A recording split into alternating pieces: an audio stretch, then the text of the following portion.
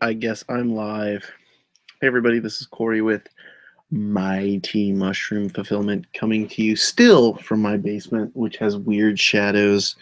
I'm not really sure where those weird shadows are coming from, but they are here. They are weird and they are shadowy. So we're going to talk about Black Friday maybe now. I'm going to invite some of my friends to this chat session, um, which I probably should have done before, but I didn't. Hey, Flipper Joe, what's up, man? Hopefully you had a nice holiday, a good Thanksgiving. I'm just gonna, you know, drink some wine and talk about Black Friday. I don't know. How was your Black Friday, Flipper Joe? I did a grand on eBay today, which is pretty awesome. I had a it's not a monumental day, but it's a, like if I did 1,000 in sales every day, that would make me pretty happy. Black Friday is, you know, it's usually not like phenomenal as far as both eBay and Amazon for me. I did about 500 or so on Amazon and about 1,000 on eBay today. And that kind of it goes. I mean, only about 20% of my inventory is on Amazon, so Amazon spiked slightly, but maybe 25% at this point. Uh, but spiked slightly. I had some weird Amazon sales. Um, I've been having really a lot of trouble with Amazon. A lot. I did a post today on Instagram. I don't know if you're on Instagram, Flipper Joe, or not. If you are, I'm about to find you. Let's see. Let's see if you're on Flipper Joe. Flipper Joe. Oh, there you are. Cool. It's weird. You can't really tell that it's a dolphin. You have one follower and you're following three people. Oh, you didn't get. Oh, I just came live like just a second ago. So, how did you find me if you didn't get an alert, Mark? You, you're We gotta get you some YouTube. We gotta get you some Instagram action, Flipper Joe. There's two Flipper Joes. There's the Flipper Joe, and then there's you, Flipper Joe 72. Uh, apparently, you just set it up and forgot about it, but that's okay. Um, whatever. I like Instagram because you can kind of communicate in a different way. So I've been having a lot of trouble with Amazon, and I really like to put things in a positive light. I like to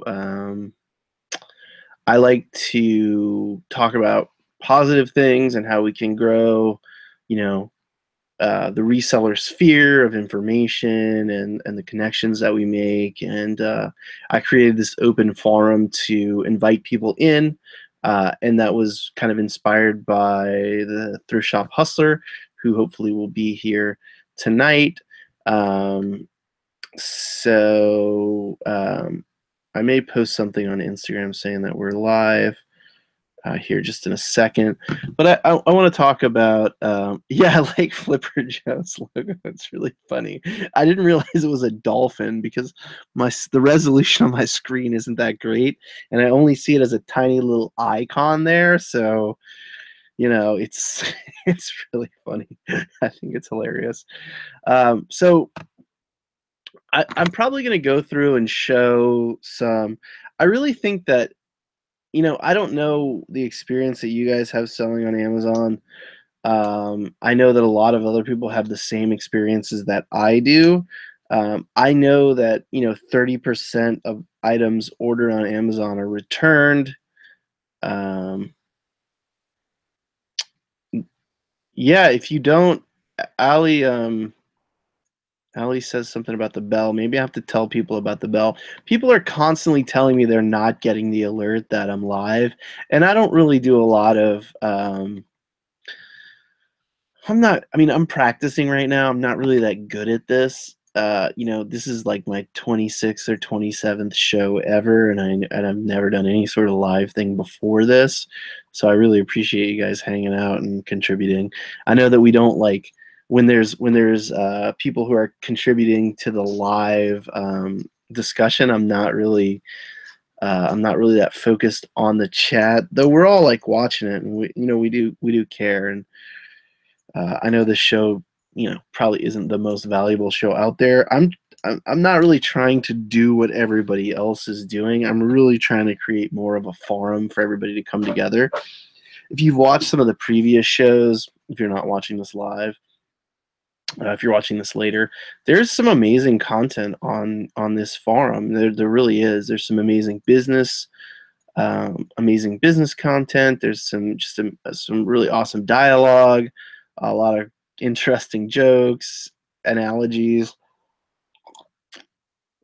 all kinds of fun stuff. But I've been really focusing on. So I posted a post on Instagram today. I don't know if you guys follow me on Instagram. If you don't, if you're not using Instagram, I would really suggest it, just so you can kind of get more of an it's more of an instant feel about what's going on, and you really get you just get a different insight from it. So I would suggest following some of your favorite people on Instagram. If I'm one of your favorites, follow me on Instagram if you're not already. So today I posted yesterday. Maybe it was yesterday. Let me see. Let's go. Whoa. Somebody said something to me. OMSI plan. I don't know what OMSI plan anybody's talking about. Okay, let's go to Instagram. Let's look at my feed. So this happened yesterday. I received 3 items back from Amazon. Okay, and all 3 of them were customer, either Amazon fraud or customer fraud, and I'm being stuck with the repercussions of that. They reimbursed 1 out of 3, but the one that I posted on Instagram, it basically says typical Amazon FBA fraud return.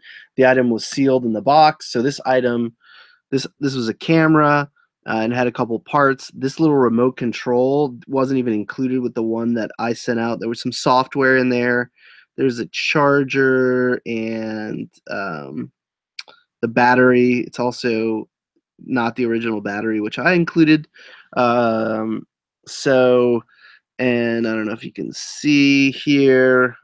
Let's see if we can get it to focus. I started talking, and then Amazon actually responded. So mine says, typical Amazon FBA fraud return. This item was sealed in the box and was returned as shown, completely broken. The customer instantly marked it as defective. So a lot of fraud, what you'll see is the customer will get it and instantly mark it as defective.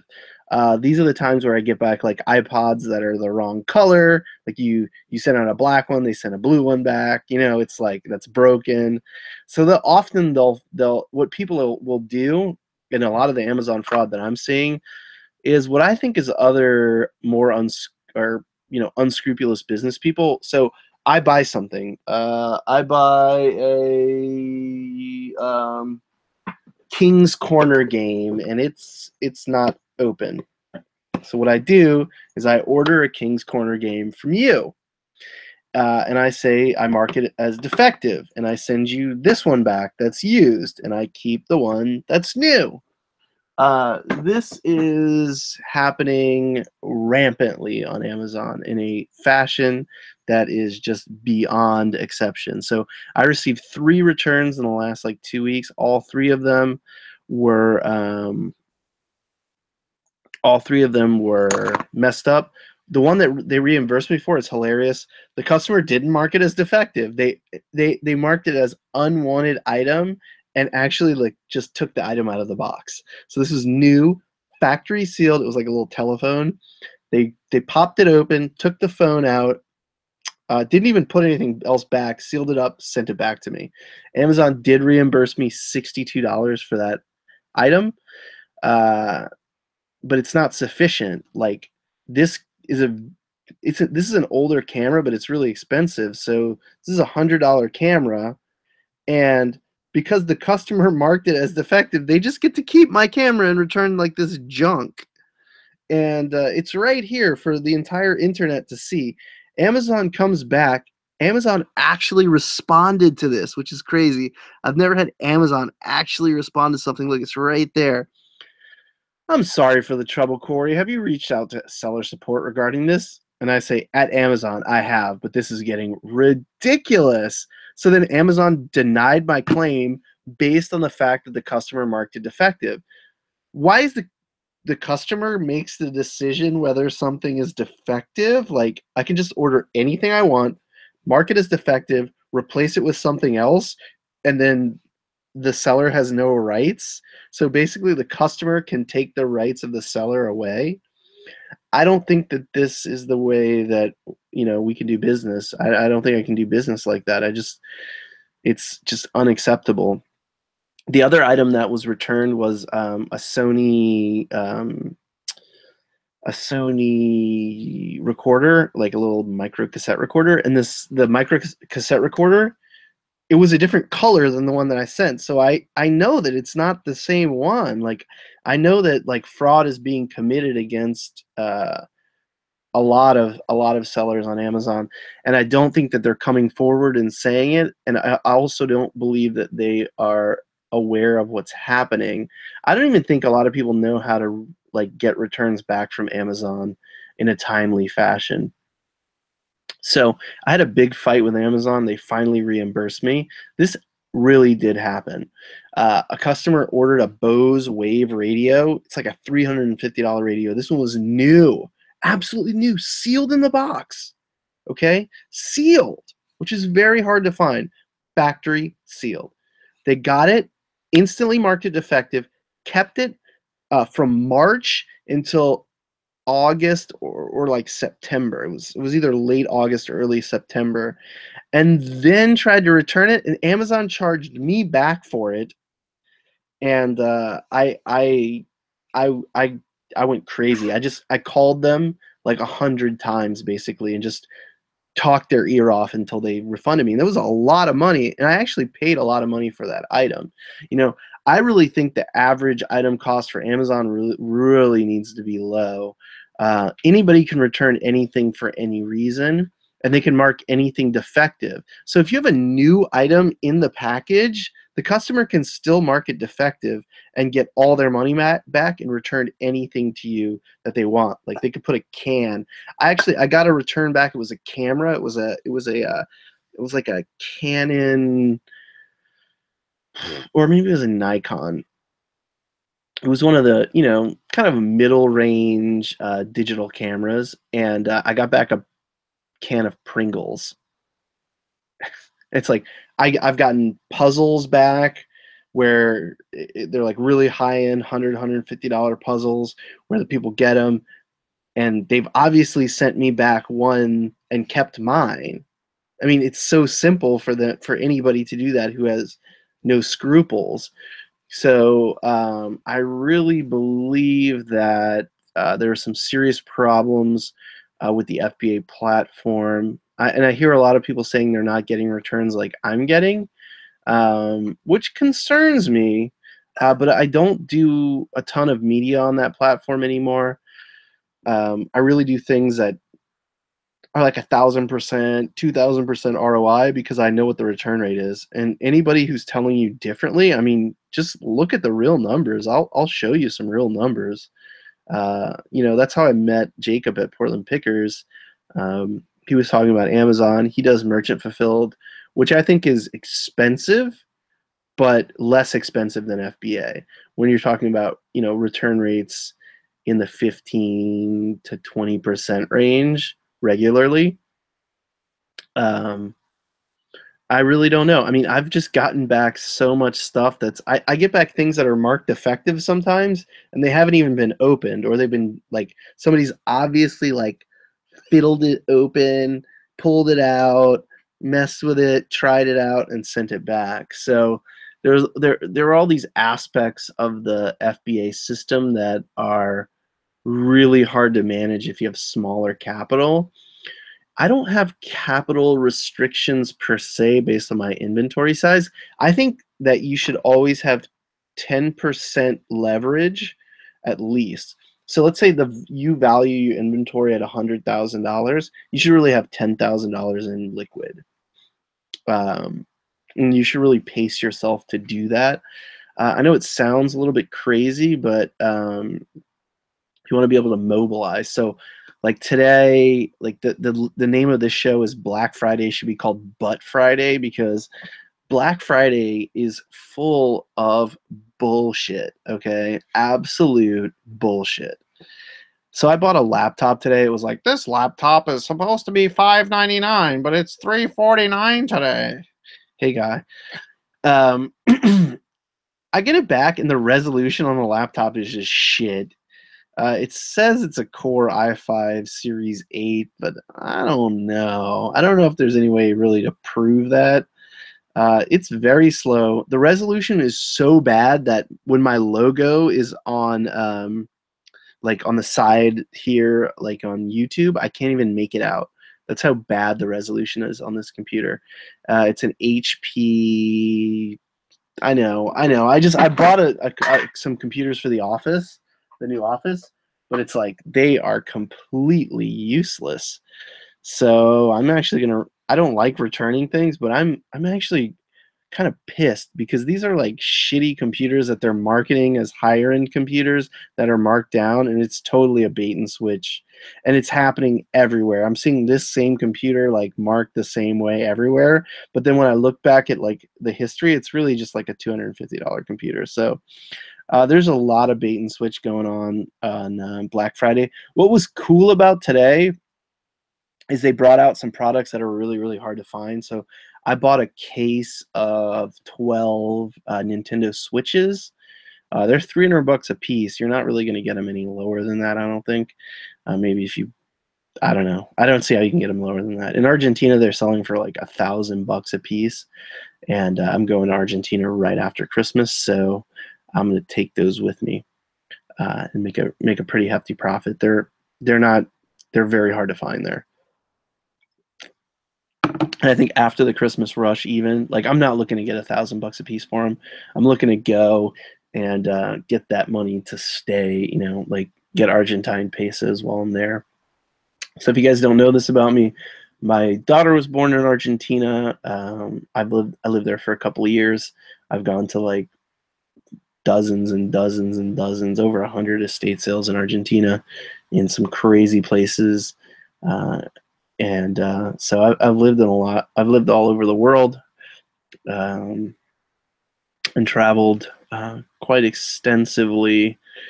I'm not really a jet setter by any means, but basically I would like amass an inventory, sell it, and then leave, you know. But in those days, a massive inventory for me was like $20,000. So I'm sitting on the biggest inventory that I've ever had. It's it's roughly 150,000 in sales value. Today was one of the first days that I've done like basically like 1% of 100,000 is 1,000, and today was the first day that I've done like 1,000 in a while. So I actually did $968 in sales on eBay today. I don't know, maybe I can show you guys what I sold if you really want. I'm kind of looking to see if we're going to get any. I'm going to reach out to some of my homies and let them know that we're live. And maybe we can get some action going. But is there anything you guys want to talk about or discuss? I'm in like fraud. I'm like in this fraud. I hate fraud. Okay, I don't like fraudulent people. I don't like fraudulent sales. I like honest, good business, and honest, good business is difficult. I mean, I have 100% positive feedback on eBay. If you know anything about like how I do business, I'm not into getting things for free or anything like that. It's the Mast Flipper. You should be called the heavy breathing flipper. The heavy breathing flipper. How did you get some Black Friday deals? I bought a ton of Nintendo flips today, on Nintendo Switches today, and I did pick up some LOL dolls, which I think are the most stupid thing on the planet. Uh, I'm gonna sit here and talk to myself for a while, I guess, and talk to the chat.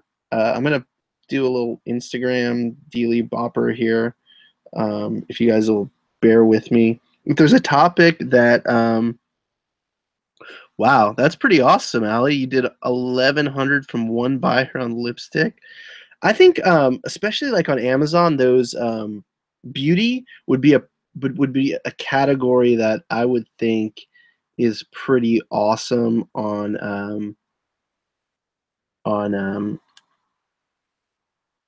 the clown girl. I don't think so. I don't know. Jacob from Portland Pickers. I told him I was going to go live tonight. The clown girl is his girlfriend. Her name is Erica, and she she's if you look through some videos that we have, like she's done crazy makeup, and she's like a crazy makeup artist. She's an interesting person. She's really nice. I like Erica a lot. And whenever I say something insulting about Jacob and it's true, she's always there to say uh, that whenever I say something funny about Jacob, that's true. She's always there to, keep it real. So I am blasting out a YouTube thing, an Instagram thing right now, and we will get things started. But the link is there if you want to come in and talk. Everybody's welcome to come in. There's no restrictions unless you're an asshole. I really don't like assholes. So if you want to be an asshole, don't come in and chat with us. I am going to post this stupid thing. YouTube live now. Okay. Okay. Oh, I just said asshole and lost all the viewers. Anyway, let's go over some. If you guys want to look, we can. So finally, I've been trying to drive up conversion, drive up sales. I've been moving the office. Everything's been like squidgy, kind of. I was at 98.99% tracking uploaded and validated on time. I went to 99% today, which I'm really, really happy about. No, Guy, any good Black Friday stories? Well, we need to get some people from the chat to come into the live forum, and then we can talk about Black Friday. But I got a dozen Nintendo Switches. They were $300 a piece, so do the math. I spent a shitload of money today on Nintendo Switches. I bought some LOL dolls. I bought a couple of computers for the office, but they suck. I mean, they are terrible, and they were like $350 a piece, and I just feel like somebody spit in my eye.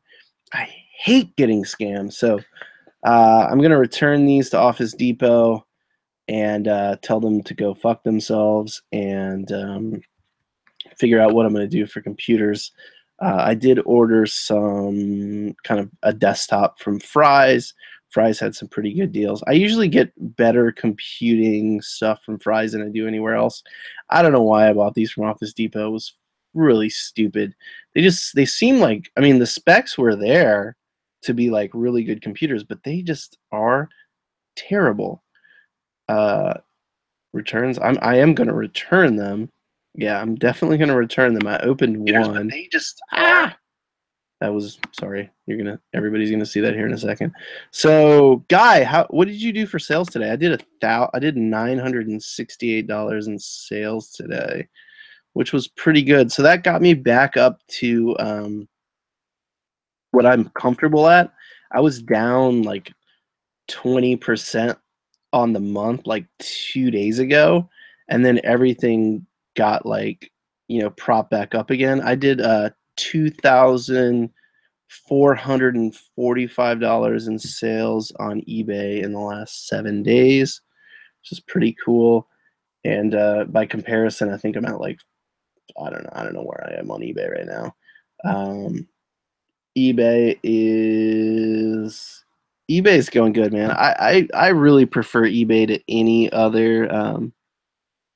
Oh, you had 8 to 9 sales. You don't know the total. Yeah, that's not bad though. I mean, your inventory isn't. You don't have $100,000 worth of inventory either. But Guy is recently Guy Lafour, who's in the chat. He's my cousin. He's a physician. And if you hear anybody who says that they don't have enough time to do this, he's like the guy who should be saying that. But his mentality is the opposite. He's like, it's not that he doesn't have enough time to do this. It's like he doesn't have enough time to do this right. So he hired a lister. He hired a lister, and he's been rolling forward pretty good. Guy, it looks like he sold about 4% of his inventory today. My inventory is kind of vast and mixed and kind of weird. Guy's at work right now, and he does this part time. So if there's a lot of people out there who have full-time jobs and are flippers on the side, and really get it done. So I've got about let me go back to eBay here real quick and see. Yeah, I mean today really was a good day, and it's kind of started out really good, and I thought I would just have like a crazy day today. I thought today would just be like insane. Ooh, I just got an offer for a climbing rope for $65. Like a vintage climbing rope. It's more for bondage or something, but somebody offered me I'm asking 99 for it. Somebody offered me 65 plus shipping, and I'm gonna take that offer, and that's gonna bring me to 1,000. Everybody scream, shout, here, I'll show you. Oh, here you go. Woo! Climbing rope. They offered me 65. I took the offer of 65. That brings me to, let's see what the grand total is now. Things are still selling, guys. Get the stuff out there. 968 plus 65. Let's do it. See what it is. 965 plus 65. 1,030. I broke a grand. Woohoo! The Mass Flipper did 750 on Poshmark. Awesome, dude. Hey, you're welcome to come into the chat and talk to me. I don't do any Poshmark, so I'm really curious. I've got a lot of men's fashion. I don't do a lot of women's fashion. I mostly do men's fashion, and I specialize in like on the vintage side, like work clothing. I really like t-shirts. I like Hawaiian shirts, especially like Rain Spooner, Jams World. I just did a crazy auction for Jams World stuff. Stuff didn't go as high as I really expected it to, but I still made a great profit on it. There's certain brands of Hawaiian stuff. Before my image, I did some I was having some internet problems, and I was doing videos anyway just to practice, and I did a whole video on Hawaiian shirts. If you're in the chat and you're watching, this is an open forum. I would love for anybody to join in. We can talk about Black Friday, how you guys did as far as sales or buying. I'm not really into retail arbitrage as much as some of the other guys out there. It just seems like you need a lot of capital and there's a lot of risk. So I try to spread my risk through more post consumer, and post consumer is more within my like kind of like ethos or belief system. I really like to be able to find things that have been cast off and be able to provide value to my customers, to my family, to the community, and that's why I opened up the store. So the store isn't live yet, so I have a reverse retail model that I've been working on. I really want to do more in explaining how the reverse retail model works. There's certain things that I can't discuss because they're kind of proprietary at this point. But one of the guys who inspires me in the way that they do business, there's certain things about his business that you know, I don't want to be bothered with per se, and I don't like the pawn shop model, but he is not a pawn shop. So the Craigslist Hunter, he's one of the guys that I think is just doing the best out there out of anybody as far as profits go, because he's become the fountain. Like people go there to recycle stuff. And I really love that model. And I don't really know exactly where he is, but I think that he provides value to the community in so many ways, and he gets that value back in so many ways. I know that he has a business partner, and he did a little video saying like, they're 50-50 partners. I don't have any business partners. It's just me, and my father helped me like financially a little bit starting, and I put the work in. Um, you know, But I mean, I started this business. I have $100,000 in inventory on eBay and another, 25 on Amazon. I've really cut back on Amazon because I really think that it's a fraudulent marketplace for many, many, many, many, many, many reasons. Amazon can just do anything with your inventory once it gets there, and I don't believe that they play fair at all. So I try to limit my risk by putting in very, very, very profitable items because I've seen what happens if you don't. That all comes through experiments and experience. Mark Swinson is still lurking. Mark, it's okay, man. This is a forum that's open to everybody, both in the chat and the forum itself. Now, I know I'm not that entertaining by myself, but when I can play off other people who are in the chat, I think it really makes the show more valuable and interesting. I mean, I have experience and perspective, and I've been doing this a long time, but I haven't been doing it in this capacity for so long. So it's only been basically like a year and a half since I really decided that this is what I was good at, and I was going to figure out how to be the best I could be at it.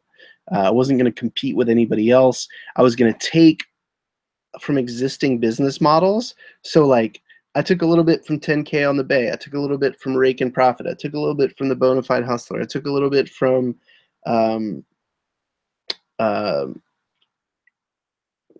Craigslist Hunter. I took a little bit from some of these guys. I really don't have the time to consume a lot of media, mostly because I'm actually doing the work. So I'm out there sourcing, I'm packing the orders. I've done everything myself besides listing, uh, and I started experimenting with the lister model about 2 years ago. So 2 years ago, before anybody was really talking about it, I hired people and I was like, shit, man, I have these death piles. Why not pay somebody money so that they can have a job and turn these death piles into money? And it worked. And then the guy left, and then I couldn't find anybody else. I had hired a couple of people who were failures. I really couldn't find anybody who was good, and I just wasn't. I didn't have my irons in the right fire. But now I have some pretty great listers, and there's still problems. I mean, there's still problems that need to be managed all the time. I mean, one of the bigger mistakes that they make is on structured data kind of stuff. And structured data is where things get schmutzy because the description says size 9 and they pull the listing that's size 10, but the structured data says size 10 and the listing says size 9, and now your item isn't as described. So looks like Guy's going to come on the show next week. That's awesome. Some lister issues are always like you need somebody to proofread everything, and listers aren't going to know what you know. But also, as your volume grows, you don't need to know everything, and everything doesn't have to be perfect. It is eBay, and it is a visual platform, and I really hope they maintain it as a visual platform. It's like, wow, I see that. I can tell the condition that it's in. What people do sometimes, there's a seller here who I interact with sometimes. I actually think he's kind of a putz. But what he'll do is he'll take an item that's used. Instead of taking images, he just steals somebody else's pictures of a sold listing and puts it on. And what that does is it dilutes the trust of the platform. So all of us contribute to the trust level of the platform. The smaller you are, the smaller you contribute, and the larger you are, the larger your contribution is to the trust of the platform. All of us should be interested and inspired by building a platform that has trust so that we can trust our customers, we can trust the sellers, and we can trust the platform. And I think on Amazon, you can't trust the sellers, you can't trust the buyers, and you can't trust the platform. I just do business on there because some things are profitable. But I really hope Amazon sees this, somebody at Amazon sees this, and actually starts to make some changes that, people are just stealing, basically. People are stealing from me every week, and it's like, there's nothing I can do about it. I get this robotic AI, that sucks. And I know eBay, people might have a similar eBay experience, but do this right now. If you don't want to experience, if you want to make eBay to be able to make decisions on your behalf, step up your game, subscribe to the Anchor store, and you'll get concierge service instantly, and you won't have problems anymore. You got to put you can't just like you can't put your toe in the water and it's not going to get your body wet. You know what I'm saying? Like, if you want to make it happen, make it happen. You can make excuses about all kinds of things. My biggest problem with Amazon in general is I can't control anything. I can't control customer perception. I can't even see the product anymore. Let's say somebody got my camera and ran over it with a forklift, didn't give a shit, and threw it in a box. Threw it in one of the bins. Scan it in, fuck it. The customer gets it, it's broken. They mark it as defective. That means Amazon's not responsible anymore, because according to Amazon, I'll read you guys an email if you'd like. Say yes if you'd like for me to read Amazon's take on them possibly, or the customer possibly, damaging an item. If you'd like me to do that directly from my email right now, I'll do that. Who would like for me to give firsthand experience dealing with Amazon this week? Just for fun. If you don't want me to do that, I won't, but somebody say yes, and I will. Let's see, sellercentral.amazon.com. Yeah, it just seems like you could order anything, like order a $5,000 something on Amazon, say it's defective, put a peanut in the box and send it back, and because you marked it as defective and it was the first time you did that you committed fraud, like it would just pass through their little artificial intelligence system. It's a little bit nutty. And maybe I'm like going off the deep end slightly, but let's read this. So this is for the camera that I showed on Instagram, that Amazon on Instagram asked me to reach out to customer service about. So let's see. Unsellable return. Here it is. I keep reopening the case. Here it is. Here it is.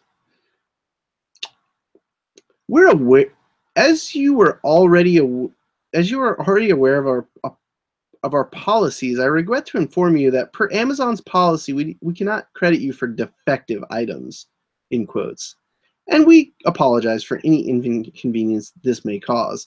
All orders on Amazon.com fulfilled through FBA are subject to Amazon.com's general returns policy, the FBA service terms, and FBA program policies, and the terms of your seller agreement. Disposition covered by seller, some of them in parentheses, customer damaged or defective. So if the customer damages the item, Amazon's not responsible.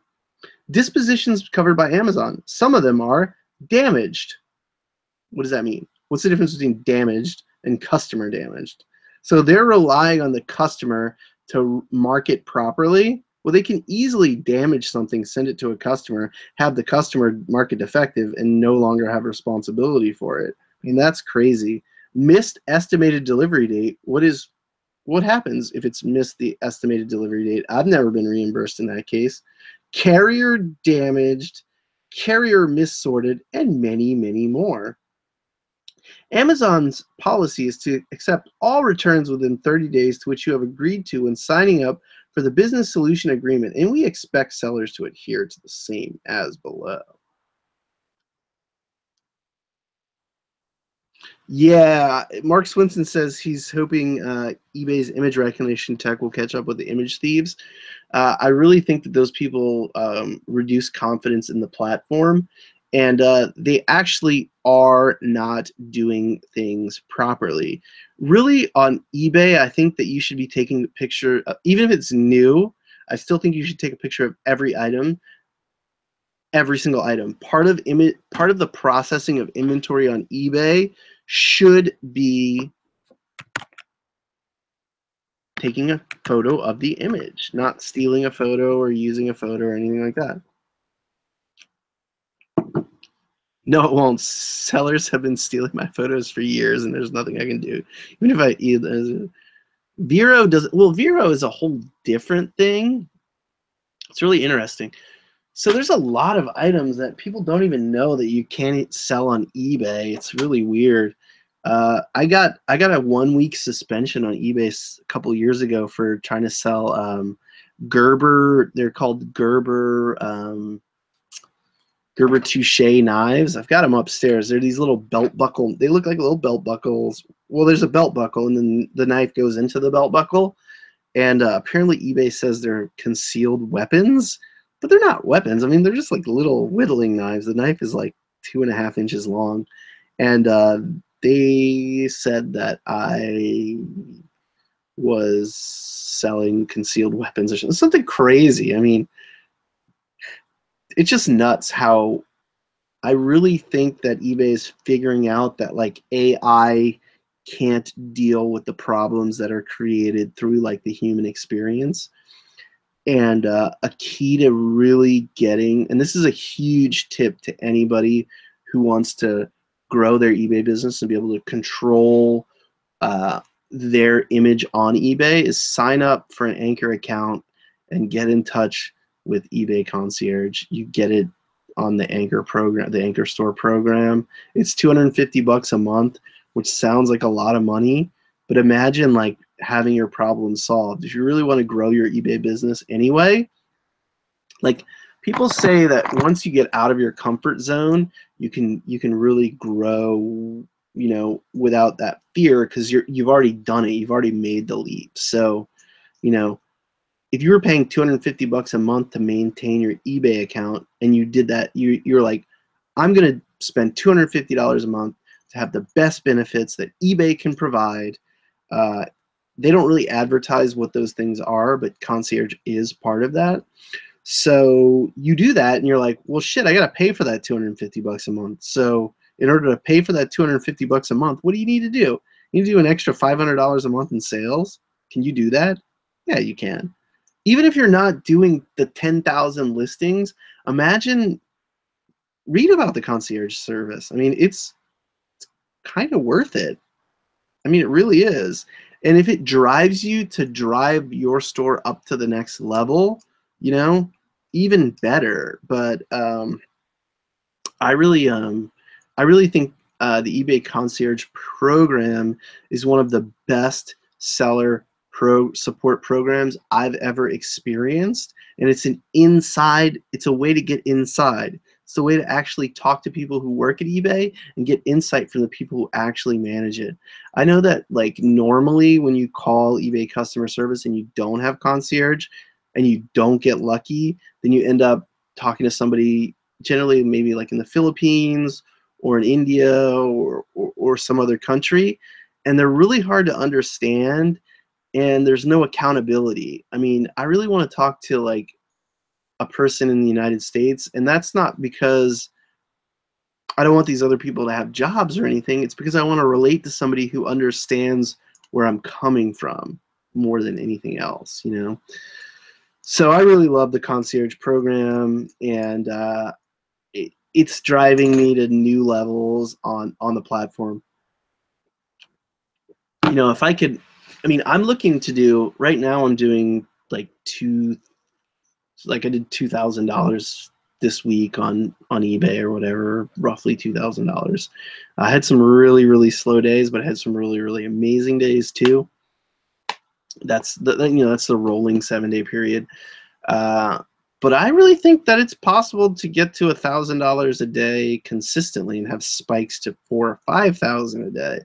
I look at Craigslist Hunter; he's doing like 40 grand a day, and all of that is because, you know, he doesn't have to go out to the product. I mean, he has fun. He goes like dumpster diving, and he goes to the thrift stores, and it's a novel. It's I think it's mostly a novelty for him. He knows he's going to make money doing it, but it's more of a way to get out of the shop, clear his mind, and go do some other things. Here in Portland, you can totally make a living at the bins and Ollie, I know what you're saying. I'm saying, like, think about putting yourself in an uncomfortable position where your goal is to actually grow your business. I'm not saying just do it for no reason. I'm saying do it to provide yourself the motivation to be able to use that service to grow your business. If you have 350 items, yeah. Ollie, do you want to have more than 350 items? Do you want to have 3,500 items? Do you want to have 35,000 items? Like, what is your goal on eBay? My goal is to do $1 million in 1 year on eBay. So I am doing everything that is like the main core of my business is driving to get to the point that I can do $1 million a year on eBay. So I'm trying to set up entire estate buys. I'm trying to set up closeouts. I'm trying to set up every single thing I can do to raise that average sale price, that average transaction value. So, $1 million a year is $2,750 a day. And, I mean, it's really, it's so possible. Like, I used to think 5,000 a month was impossible.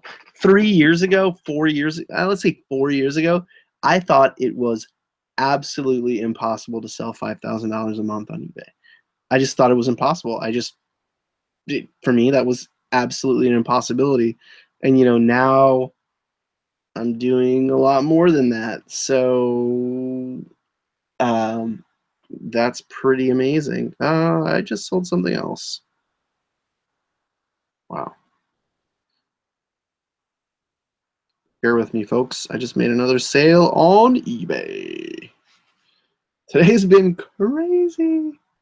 I've been having a wonderful day. I prepared all year for Q4, and I'm still kind of preparing. Oh, no. Oh, okay. Oh. Can you confirm the thickness of this rope? Wow. bondage people. I don't know. Hopefully he's not watching this. Anyway, I guess we're not going to have any guests tonight on the show. So I don't know what you guys want to see or what you guys want to talk about. But we can show you some of the things that sold today and what they sold for. If you'd like, if you'd like that. 1,000 items is awesome. That's a good place to be. I mean, holy crap, I sold a lot of stuff today. I sold just some weird stuff that some of it's been sitting around, some of it's new, some of it's not. Just all kinds of stuff. It's been a day. It's definitely been a day. A couple of things I'm not. All right.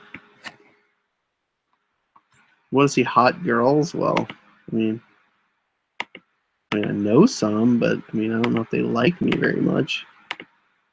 You want to see hot girls? This is the wrong channel if you want to see hot girls. You just get to see me. I'm going to talk about some crap that sold, I guess, since nobody wants to hang out with me. I'm going to try to hide the identities of the buyers. I'll screen share here in a second so you don't have to look at me anymore.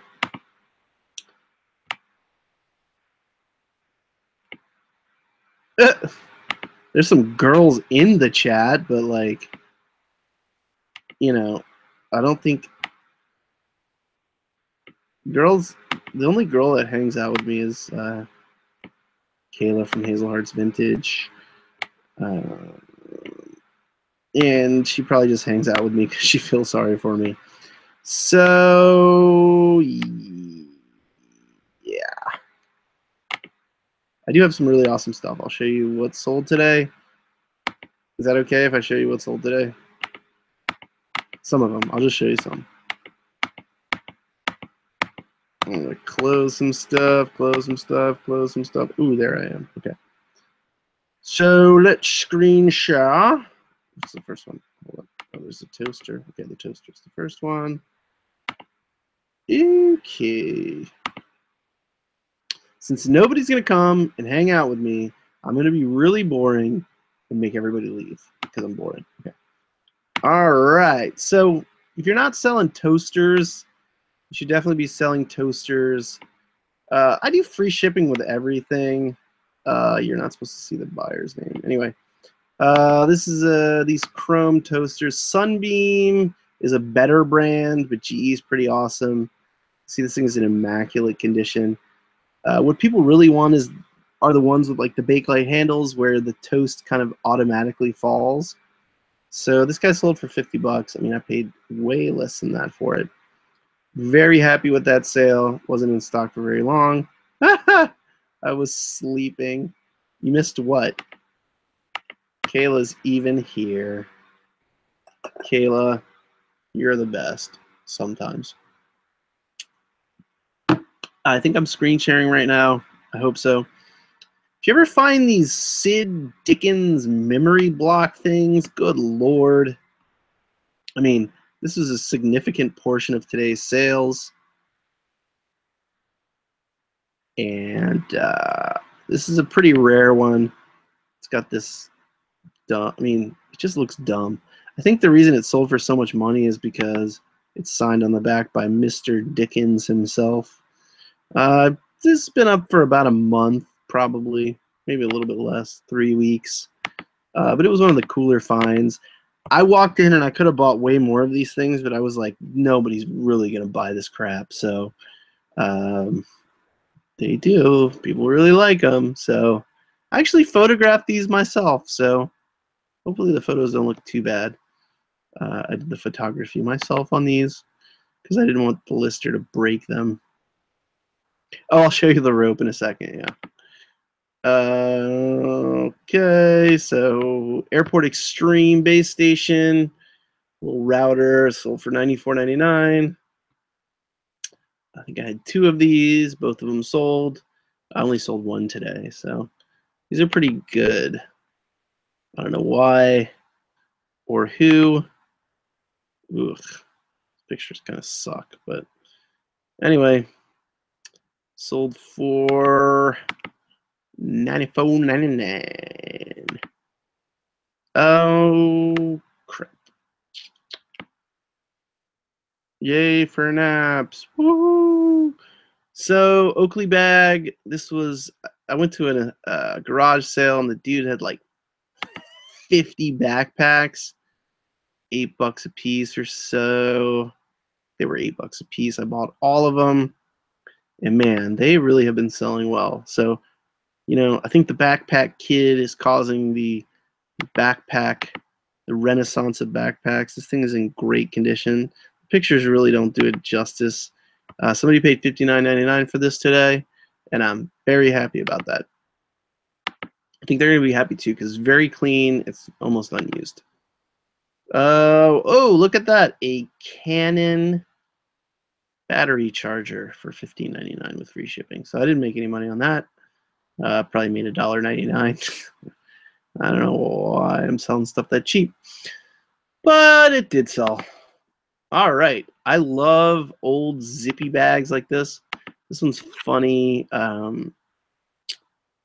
Qantas Airlines. Really, really sweet bag. I love the color. Zipper doesn't work. Zipper needs to be repaired. The guy, it says no zip in the description and in the title. And then I emailed the guy and let him know, hey, before you pay for this, the zipper doesn't work. And he was like, yeah, I don't really care. It's for display. Some guy who collects airline stuff. Pretty cool. I love this bag. I paid $1 for it. $1. I guess I shouldn't talk about that.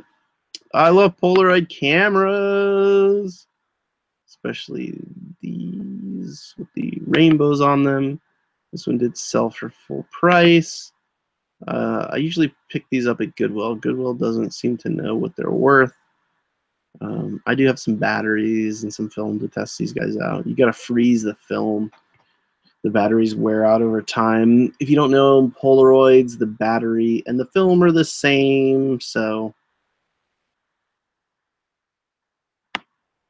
you was oh, you were thrifting with Nicole. Like I saw that live video and she looked all freaked out. Actually, it kind of like frightened me. Thought something was really wrong. It looked like she was being harassed by somebody, which I'm really sorry about that. That really sucks. But yeah, I saw her live video randomly. I don't watch a ton of live videos on Instagram. I'll kind of pop in and see what's going on sometimes. But she looked really freaked out. So I hope you guys had a good time. I don't know if I guess she's on her way back now or whatever. But it looks like you guys were very successful. And you're probably too tired to come and tell us about it. So what I really love on eBay are samples, like product samples. So these are ugly, man. Come on. So these are a sales sample. It's weird because they have the Oakley logo, right? So Oakley made these, and but they have the Fox Racing logo on them, and they did sell for full price, $59.99. I recently listed these, so I mean, I don't know. For me, they're not that cool, but I didn't know what to price them. So I love Hermes. I did take an offer on this that's slightly less than this, but not much less. Just a couple bucks off. This is a rarer colorway. Rare colorway. It's like a blue and gold. These are normally brown. I really like the scarab pattern. I like Hermes stuff. It's got the crazy vulture. Let's check out this vulture. I am a vulture. I am not an eagle. I am a vulture. Vulture. All right. Then we sold a set of Pyrex bowls. These are pretty sweet. Customer paid $11 for shipping and $100. These took a long time to sell. God, I've had these in stock for I don't even know how long I've had these in stock. This is all today. I did $1,030 in sales today. So, yeah, eBay was on fire. I don't know if you remember these, Kayla. I don't know if I showed you these. These sold today. Uh, the red and white saddle shoes that we priced yesterday or the day before, they sold today too. Um, so those little whatever you call them pinup saddle shoes. These sold for $39.99. Even though you can clearly tell, the condition of them. They're just like they're straight up Hugh Hefner. So I got a good price for those. I really thought they were unique. Pretty cool. And then, I sell some snapbacks. I try to get like this is an old school snapback. Really hard to find these older ones. This one still has the tag and stuff on it, but it's old school. Pretty cool, unworn. It's pretty nice. These pictures are pretty bad. I'm gonna unshare this for a second. And hi everybody, I'm back to tell you stories. You want to see the rope that sold? Hold on, I'll show you. I'll show you the rope, sure. For some reason, it's not here. Oh my god, I have a lot of work to do. I'm gonna have to ship all these orders out. All orders. Let's see. Where's the rope? Okay, here's the rope. It's a Roka. The pictures are pretty good. This actually sold. Good job. I've been preparing all year to get some $1,000 days in. The buyer who bought this from me, he was like a lot of feedback. It's all good. So, here I'll screen share and show you that somebody asked to see the rope. Let's take a look at the rope. It's weird how viewership like fluctuates on these live. I know I'm probably pretty boring. So yeah. So these old climbing ropes, really people don't use them for climbing anymore. I know that they use them for other things. This guy asked for the diameter of the rope, but I'll have to figure it out. I'm not really sure. I don't have the rope here. It's in the warehouse, but it's from 1999. They'll show the production date on it. Let's take a look. They'll show the production date, and I don't know if this is kind of like some kind of rating, and then one. I don't know what one really means. I mean, I don't know. I know that like it has to do with like the rating of the rope has to do with like the number of newtons that the fall can take and all this kind of stuff. Mr. Thrift Shop Hustler, how are you? Happy Thanksgiving after day. Hey, you too, man. What's going down? We got a little bit of an echo. Is that okay? We're good. Yeah, you're boring as hell, man. What the hell's your problem? Well, I mean, what do you want me to do? You got to you got to have a better comeback than that, man. Well, I know I'm boring. That's like I do the show so that I can actually be boring. Oh, you got a new haircut, man. Looks good, man. I gotta be boring and feel better about it. You know what I'm saying? Like you gotta move on. You gotta have to break through the membrane and like spill the egg. You know what I'm saying? Yeah, I was just hearing you had $1,000 day today. Congratulations! I've never had $1,000 day. Well, I've sold stuff for 1,000, but I never had $1,000 day. That's great. I have $100,000 in inventory on eBay though. Oh man, that sounds crazy. Yeah. I mean, I really think to be successful, so smaller inventories have higher sell-through rates, and they seem better in the short run, I think. But in order to to get from like 1,000 to 2,000 isn't that big of a leap. But to get from 2,000 to 4,000, you need to increase your inventory greatly. And to get from 4,000 to 8,000, you almost need to like Yeah. You need 5 times more inventory. I don't know why that is or how these algorithms work, but I can tell you that it isn't linear, you know? I had to put a 50% off sale today for Black Friday on my store. And I didn't even, yeah. Like a lot of my stuff, I would say the majority of my things are like between $10 to $20. So I want to talk about that for a second. So my average item is $44 or $43.70. Oh, that's cool. But I couldn't operate a business where I sold things at an average cost of $10. Yeah. So I figure, because do you offer free shipping or no?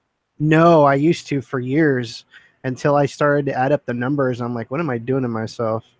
But I'll tell you the one thing that happened negatively when I started charging for shipping is a lot of my sales and views went down dramatically. Yeah. That's what, so I've found that what I've found is like I'm pricing 20 to 30% above market, and it may take slightly longer for me to sell it. That's why I need that larger inventory, but I'm getting a better price even after shipping. And I'm also like, you can get to a comfort level. Like, I know with $100,000 of inventory, I'm gonna do, if I can maintain 100, I'll do 100,000 in sales. That's great.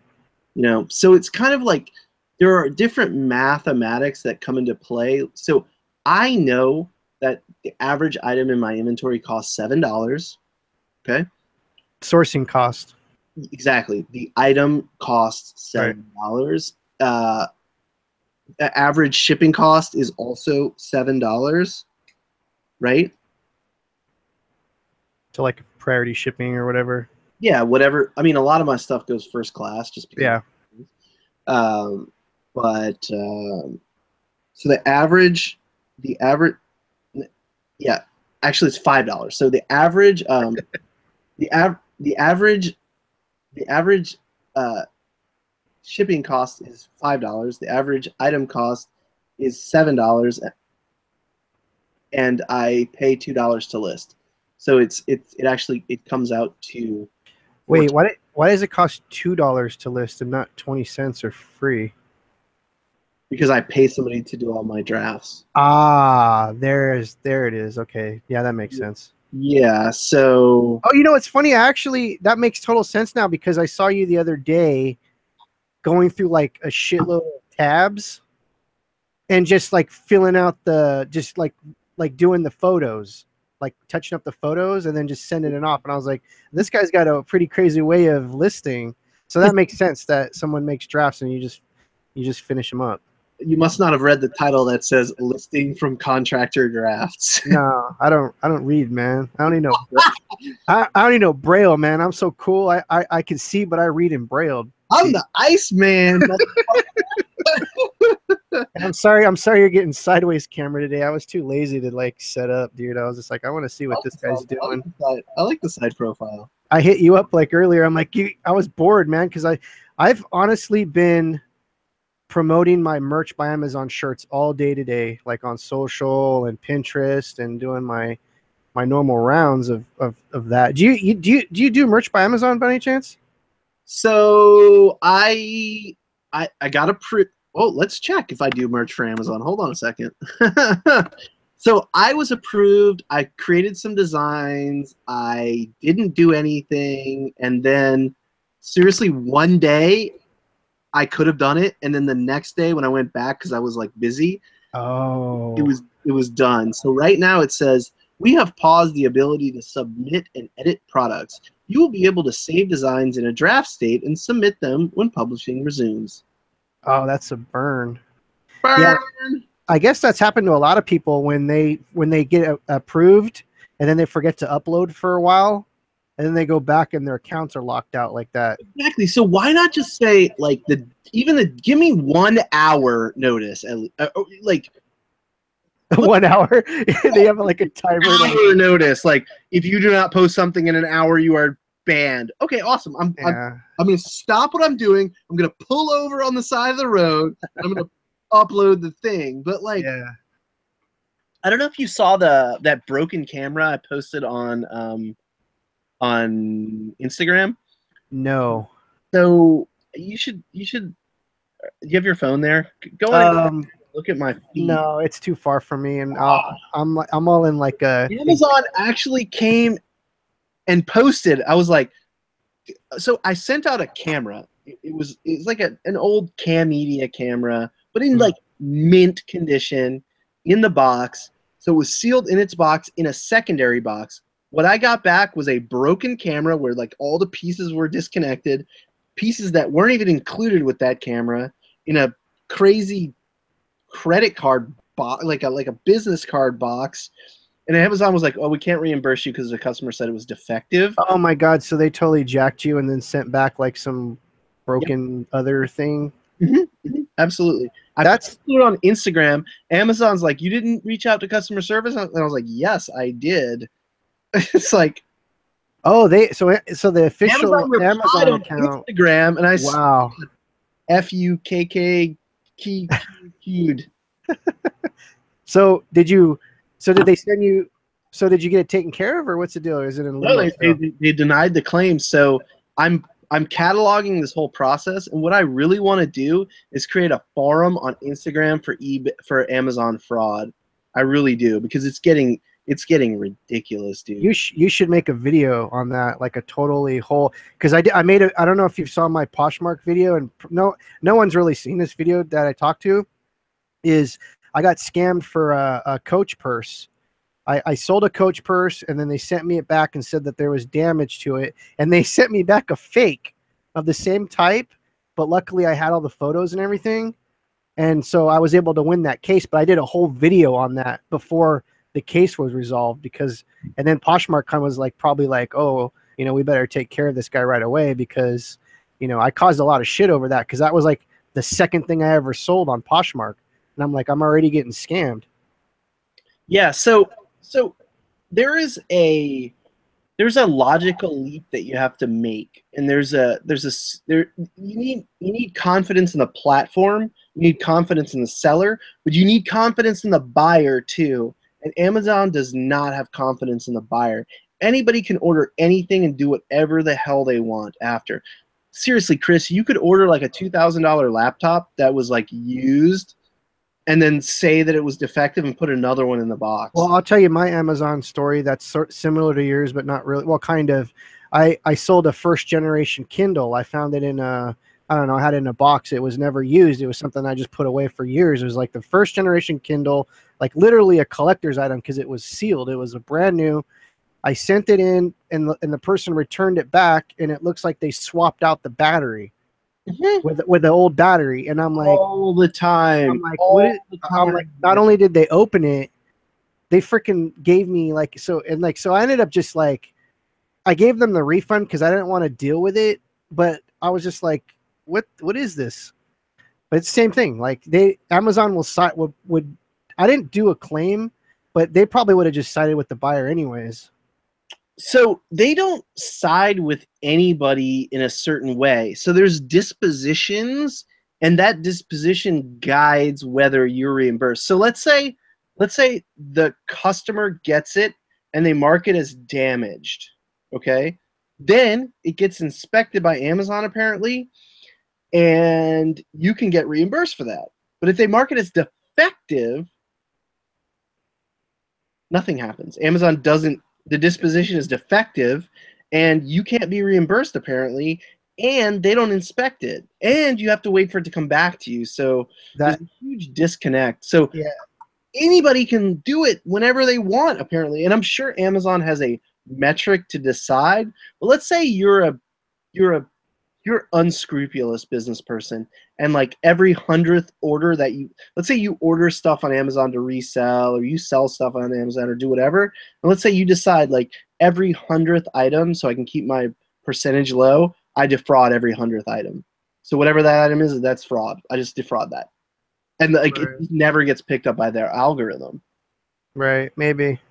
The thing is, the thing that I love is when one of your FBA items gets damaged, and they just like give you money right away. Like they just credit you for what you ever had, what you had the price at. I've had books that were like $40 or $50 get reimbursed because of damage of, I guess Amazon damage. Have you ever done that? Uh-huh. I've sold over 10,000 items on Amazon easily. FBA or just in general, just both. Yeah. Did you get caught up in all those fees when the fees went down like last year? When the fees went down? No. When I meant when the whole fee fiasco went down. That's which fee fiasco? Because the fee fiasco just happened, dude. They changed. No. They're the first one, when they went flip mode squad on everyone. Okay, so I can catalog the fucked up things Amazon has done.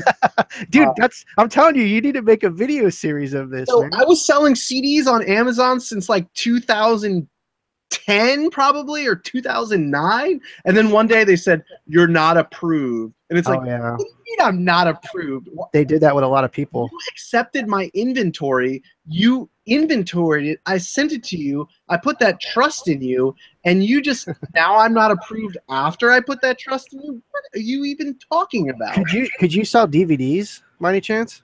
Way back in the day, yeah. Oh, you can't anymore? No, dude, they put Yeah. the kibosh on me. The DVDs are the hardest category to get ungated for, man. You know why? Because they're selling them. Well, not even that. I heard it was like there was a lot of counterfeiting and bootleg shit that was going through their system, and some company. One of the accounts pop up every day. I see people like there's certain items, like there's a Fujitsu printer that sells for like $400, and all of a sudden there's like Mary Jane, and she's from Taiwan, and she's selling Fujitsu printers for $172.99. It happens every single day. I was hoping you were going to say you were ungated for DVD, because I literally got 3,000 or 4,000 DVDs that. No, we've talked about that already. Yeah. So I used to be ungated in everything, and then I was gated in everything that was under $25. Oh, that whole thing, yeah. Everything. But beyond that, they just changed long-term storage fees from 60 cents per cubic foot to $2.65. Yeah. So don't send any Power Wheels or big wheels or anything like refrigerators or anything. IKEA houses or anything. Don't send any houses into Amazon. Yeah, don't do that. Yeah, no. This is the main thing. It's like, so what happens is Amazon gets an item, okay? They damage it. They don't say shit. They put it into a bin, and there's a fake customer. It's not even a real customer. It's a fake customer. And the fake customer is an AI customer, and it orders that item that they damaged, that they are absolutely aware that they damaged. That customer gets the item and marks it defective. Now they're not responsible for it. Yeah, I'm sure they've probably did some weird stuff like that. I even think when they say, I wouldn't even be surprised when they say they've damaged an item, they were able to sell it for more to somebody else. Oh yeah, you have that. Like I'm foil. I'm definitely foil hat when it comes. Oh yeah, no. I mean, I've even thought like when they have, when you go on your Amazon seller dashboard and it says, "Oh, change your price to this, to lower price because you think it'll sell." I bet you they've already sold it at your price, and if you go like $2 or $3 lower, they just made $2 or $3 off of you. Yeah, the order's waiting because they can make different ASINs and they can promote. So let's say you have this Fuji printer and the ASIN is 2, and they have the same Fuji printer and the ASIN is 4, and they make your listing low and they make their listing high, right? So no one can see that you have it for $179.99, but they have it for $279.99. They've suppressed your listing without you knowing it. They sell it for its market price, and that's it. Well, I mean, all of this. I could go on a list on a bunch of stuff like this. Like, there's even been times where I've looked at my listings and they're gone. Like, on the listing, and I'm like, wait a minute, I have the lowest price. Why is it not on here? And it hasn't been sold. But it's not showing up. Yep. Yeah, it's gone. It's gone. Yeah, your inventory's gone. So they can parlay too. Like something that you sell, like they'll just hold on to your money possibly for weeks before they tell you the item's actually sold. I'm not even saying it's not even sold. It's still got inventory 1. Nothing's happened, but it's not showing up in the listing. Why? I have no idea. Like, why would Amazon do that? Well, I mean, Well, we all know, but I mean, I don't know. So why would they do that? I don't know. Maybe I don't know. That's why the hell would that happen? Alternate ASIN that is selling your product for a higher price. I don't know. It's just weird. Like I said, and this has happened multiple times where I've gone to check in a listing and none of my item's not there, and then I'll check back later. Then it's there. So this happened. So this happened like this week. So I had a Logitech Novo keyboard, and they're really rare. They're hard to find, and I found one new.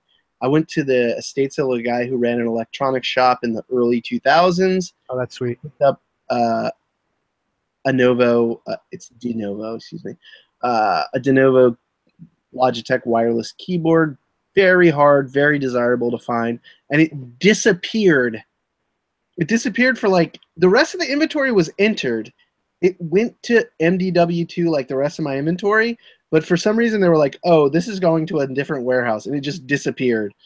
And now I was the only one. I listed it for like $379. Now it's for sale again, but it like. Wait, so what happened with it for your thing? Let me see where it is. Let me look up Amazon to see if it's actually in inventory right now. The worst thing I hate is when you find a rare item and there's no listings and you list it for like whatever it is, a high price, and then they're like, "Oh, I'm sorry, you know, there's a pricing error." Oh yeah, dude. And you're like, "No, I want freaking $700 for this thing. I don't want to sell it for like listed for a certain price for some reason." Yeah, I hate that. Let's see. Panda Pickings is saying she's noticed that too when stuff's disappeared and then all of a sudden. Oh yeah, here we go. Now I'm the lowest price. Date created 10/28/2017. This item actually disappeared for like a week. Now it says it's active. $378.99 lowest price. Buy box eligible? No. Not eligible for the buy box, but I'm the only person who has one, and I'm the lowest price, obviously, because I'm the only person who has one. So let's just go and see. Available from these sellers. Me. You're the only one still. Well, how much do those go on for eBay? You don't want to be competitive pricing and maybe just get rid of it, or well, because if your price is like way crazy and it sells for like $100 or whatever consistently. So let's talk about that. Let's talk about sales rank and what sales rank really means, because you can drop like sales rank is relative to the market price versus the price on Amazon. It's fluid. I've driven sales rank by changing the price like 20%. I've driven sales rank through the roof on Amazon with like multi-quantity items. Oh, no kidding. Because you got to think like people are comparing items of the similar quality and features. Yeah. And it's like, why does this one have these are almost identical. This one says it's selling for like $350, but this one's selling for $160. This one has a sales rank of 4, and this one has a sales rank of 4,000. You know, people don't even know what sales rank is and how you actually manipulate sales rank. I got one question for you. Mm-hmm. Camel, or Keepa? Which side are you on? What site do I use? No, what side are you on? Like which one do you use? I like Camel, but they've like really lost their see, I'm a Keepa guy. I go to Keepa. Fuck Camel. I mean screw Camel. You know, this is live on the internet, right? It is Friday night too. I don't use any of those services anymore because I just don't.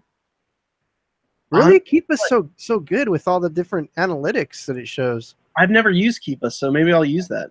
Keepa's really good as far as the data mining is amazing. I mean, you have a real job that actually makes your bread comes from a real. Yeah, I have a 9 to 5, sure. Yeah, but it's an independent 9 to 5, right? You like work from home? No, I go to a facility. I have like a cubicle. Really? Oh yeah. It's like Office Space. I cannot see you in a cubicle. Like, you are the liberator of cubicles for me. Why are you in a cubicle?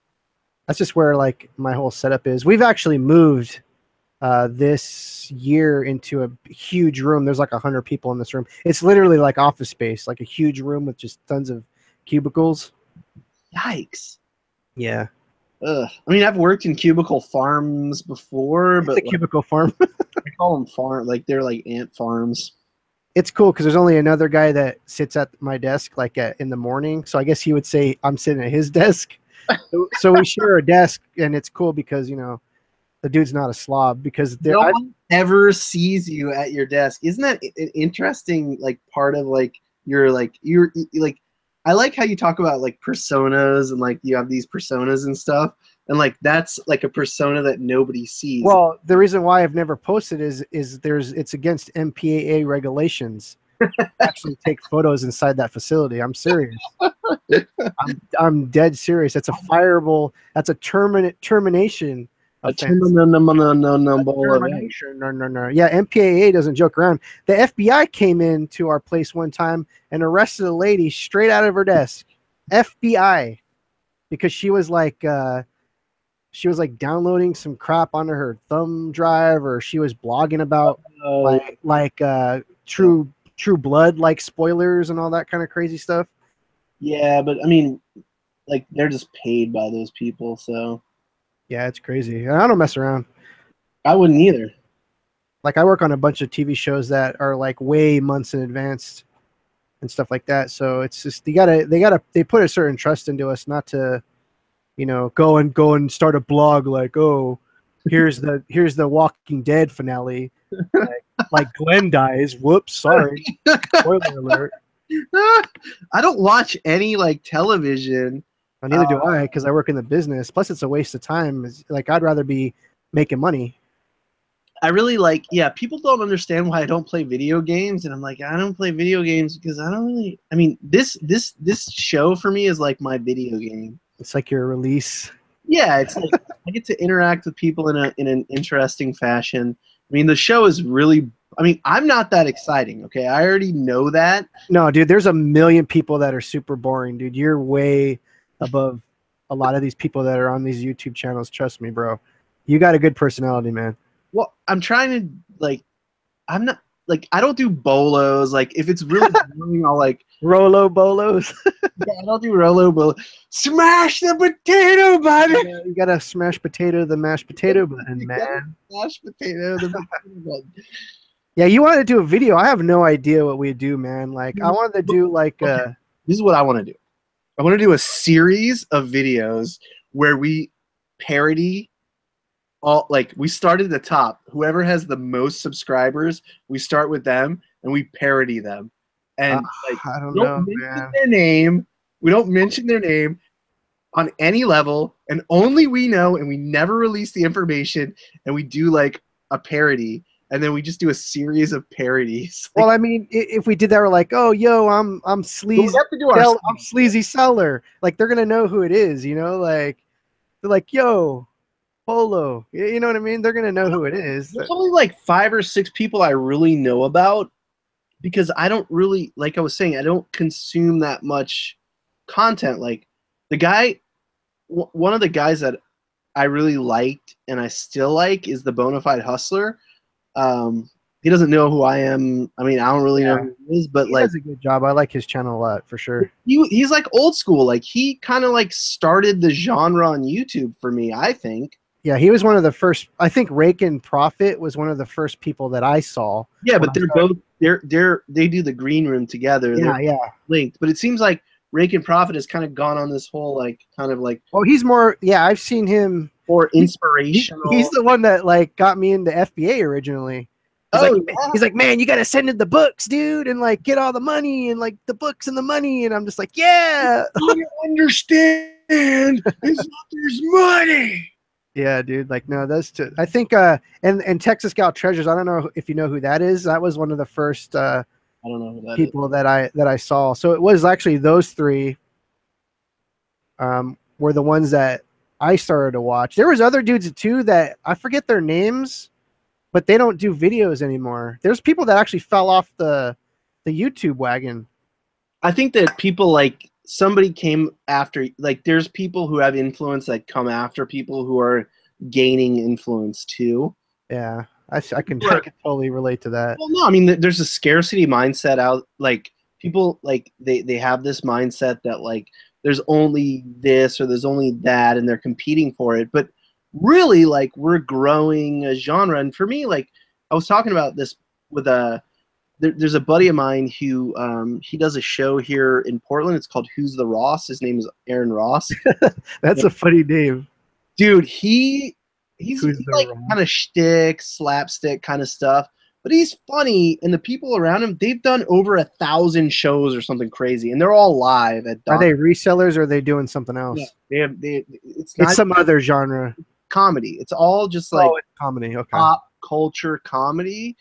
And I mean, he doesn't have a huge audience, but he's a really hardworking guy. So actually tonight I was talking to him about like kind of doing some live stuff. And for me, this to just be like, I'm a reseller and I do reseller videos, that doesn't appeal to me. What appeals to me is like growing, like communicating with you. And when you put that video out, like you're one of the guys who inspires me on YouTube, because whenever I see what you're doing, it's slightly different, you know? And it's not, I mean, you do some of the things that people want, but you're also doing like experimental stuff, and I really like that, you know? Well, the thing is, like, the reseller community is only so big. Exactly. So we need to step outside of that. Yeah, I call it the echo chamber, and a lot of these people haven't figured it out that, you know, they're shouting at a wall. Exactly. It's just and you need to kind of like get out of that whole circle. Reason I'm doing this, I mean, I don't have a huge viewership. I'm not looking for that. I'm looking to get better at what I do and like discover other things that I'm good at, you know? And I feel like this is a good platform to do it. And seriously, I wouldn't be sitting here right now doing this if it wasn't for you, really. Yeah, like I remember that first show too. You were like, oh, like, hi. Like, hi world. Yeah, I'm in a bunker. I'm in a bunker. I'm living in a bunker. And weren't you like wearing some crazy like Eskimo hat or something? I was just like, who is this guy? It's hilarious because the show before that was like the brawl between Joe and Kareem. Oh, it was the weekend after that show? Yeah, so I was there watching that, and I was like, I am not getting involved in this shit. Like, oh, dude, that was crazy, dude. So I don't have a lot of context because I'm not. What do you want to know? No, I don't care. Like, oh, okay, like the negativity and all that shit, I don't care about. But what I'm doing is like Nicole State, her channel and kind of stuff. I only saw that like maybe a month or two before.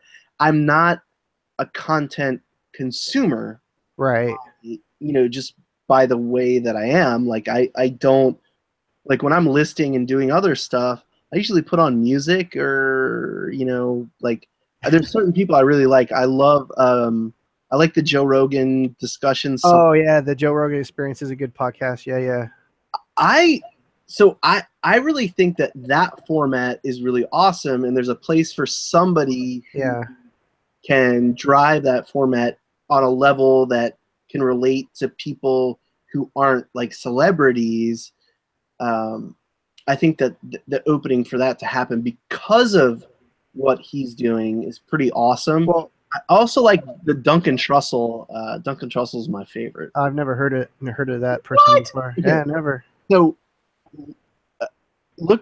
find, you know, seriously, this will it will change your life forever. No, change your perspective on a lot of things. I'm really serious. Like, okay, it will change your perspective. That sounds interesting. Joan Halifax and Duncan Trussell, and it's about like love, communication, experience, you know, sharing, that kind of thing. So it's really cool. Well, see, you look at Someone told me one time, this is a professional person told me this, and they said, if you ever want to be successful in any kind of thing, you got to look at what's the common denominator that makes a successful person successful in whatever genre, whatever business you want to do. And Hazel Hot Vintage. Hi, Kayla. And the most common denominator for YouTube success is something that relates to everybody. Think about it. Casey Neistat, he's just telling a story about his day. He's doing different stuff every day. He's doing exciting things. You know what I mean? It can relate to a bunch of people. Reseller community, there's like literally like no one that's interested in reselling. You know what I mean? 40,000, 50,000, maybe 40, 50. Yeah. So I'm saying that's the common denominator in famous YouTubers It's just is funny that generalization. thinks that everybody wants to be a reseller, and that is not the case. It's really not. I wouldn't want to do it on my worst enemy reselling this. I tell crap. people what I do, and there's like I've had probably 100 people tell me that there's no way you could do this for a living. Hi Hazelheart, how are you? Good. Did you take a nap? I did. Now I'm just hanging out on my couch, and I was like, I should join the conversation. Yeah. How was your it looks like you guys were sourcing the shit out of it. We went hard. Any We were like up. any We were up. any interesting stories or crazy pickups? I mean, we found a lot of like really good high-end stuff, but nothing that like stands out. No crazy stories. We just like it was a pretty chill day. We were up at 5:30 and out of the house by 6. That's nuts. And On Black Friday too. That's crazy. Yeah. it wasn't that busy. Like we went to the really big Goodwill here in Seattle, and it was busy, but you know, it wasn't insane. And then we went over to like the Bellevue area and hit up that Goodwill, and yeah, it wasn't that bad. It just wasn't that busy. Prices were really crazy. So even with 50% off, we were really, really picky. Like we filled our carts, but then at the end we went and like pared it down by like 50%. So the Goodwills were 50% off? Yes, everything was 50% off. Damn. But you know, some of the stuff we found a bunch of like St. John pieces, which is like a really high-end brand, retails for like thousands of dollars sometimes. Damn. But like some of it was priced at, I found a suit that was $150. And then so mine would have been like $75. But Yeah, still like a lot. it's a lot. And there was a lot of things like that. That wasn't rare. It was pretty common to find things like $60 to $150. Interesting. Yeah, I went to 2 Goodwills today. Actually, I had my wife was really busy today with like a graphic design project that kind of came out of the blue. So I had my daughter today, so we just kind of like poked around. I walked into a Fred Meyer, and the guy was bringing out Nintendo Switches. He had a whole case, and I bought all of them. Are you serious? Yep, I bought 12. Do people still buy those? Yeah, Oh yeah, dude! I'm gonna bring several to Argentina with me. They sell The Switch, right? Not the classic, the Switch. yeah, the newest Okay. console is the Switch. All right, someone's got some weird mic stuff going on. Is that just me or? That's Kayla, probably. Yeah, probably. that's my I can go to my Goodwill at a 50% off sale and not find anything. My Goodwill Yeah. suck here. our problem was we found too much. So Yeah, we had that's to be. But it's going on again tomorrow, and I'm probably gonna go because I would say 75% of what I bought, I handed off to my lister tonight. Wow, that's pretty good. Yeah, I gave her 91 items today. That's awesome. And how long did you give her 50 or 100 before? I don't remember. 50, mostly because I underestimated what 100 items looks like. Yeah. So I was like, oh, this is probably like 80, and it was 50. So, but it's fine because it was her first week, so she was kind of getting used to it anyway. But she was pretty confident. She dropped everything off, and she's like, yeah, it went really well. I'm good with it. She didn't really have any issues. So I haven't started photographing yet because I took a nap. I was exhausted. So I've got 50 items like ready to photograph and ready to go. And now I'm not left with a lot to draft myself during the week because I gave her like everything. Yeah, but So I might go back tomorrow and yeah. I mean, well, your funnel is like you're opening up one side of the funnel, you know? But you have to remember, like, when the stuff comes back, you're gonna have to filter it. So. Yeah, I have to get used to this new process because now I need I'm gonna be left with not much to do. Oh, I'm sure you'll figure out. That doesn't seem like a bad thing at all. Exactly. Well, so tomorrow is still that 50% off, and then Monday is the 99-cent sale at Value Village. So, which they do that every Monday. The color of the previous week was previously 50% off, goes to 99 cents on Monday, and then they purge it like on Tuesdays. So. Yeah, I got my printer for 99 cents. It was a $400 printer. And all I need to do is clean the printer head and it works like brand new. Yeah, it's everything in their store. So it's not just clothes. Anything with that color tag you could I love that. theoretically get for 99 cents. Interesting. We don't really have the Salvation Armies here in Portland that much. I know there's some in like the proximity, and then you have the Value Villages. Yeah, the Value Village you guys have does $2 days. I don't remember what day of the week Nicole told me, but so you guys don't have a 99-cent day. She's out way, like, I don't leave Portland unless I'm required to because of some really juicy estate sale. I don't leave my house.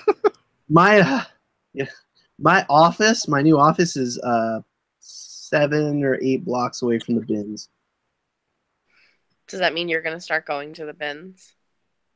I walked into the bins to look for a couple of cables and stuff. I walked in, and the first bins like that you walk in past, there's shoes and then like kind of bags and old dirty bullshit. Walk in, and the first thing I saw in the first bin strip I made, seriously, the first thing I saw was an old, a multicolored Apple, the old school Apple bag, duffel bag from like the early 80s.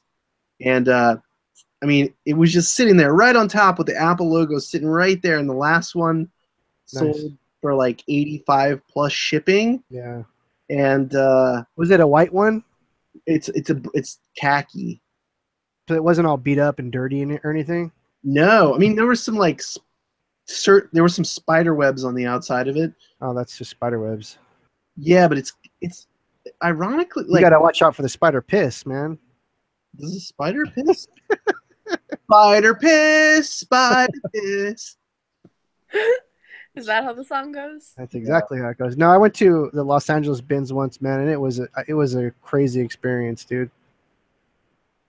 The bin pickers used to go to the LA bins, and they would do so well. They found the craziest shit there. See, I only went once though. Yeah, see, that was like their thing. You only went once. How can you like gauge your experience based on one? Well, because it was crazy, and there was like people like in hazmat like costumes. Oh yeah.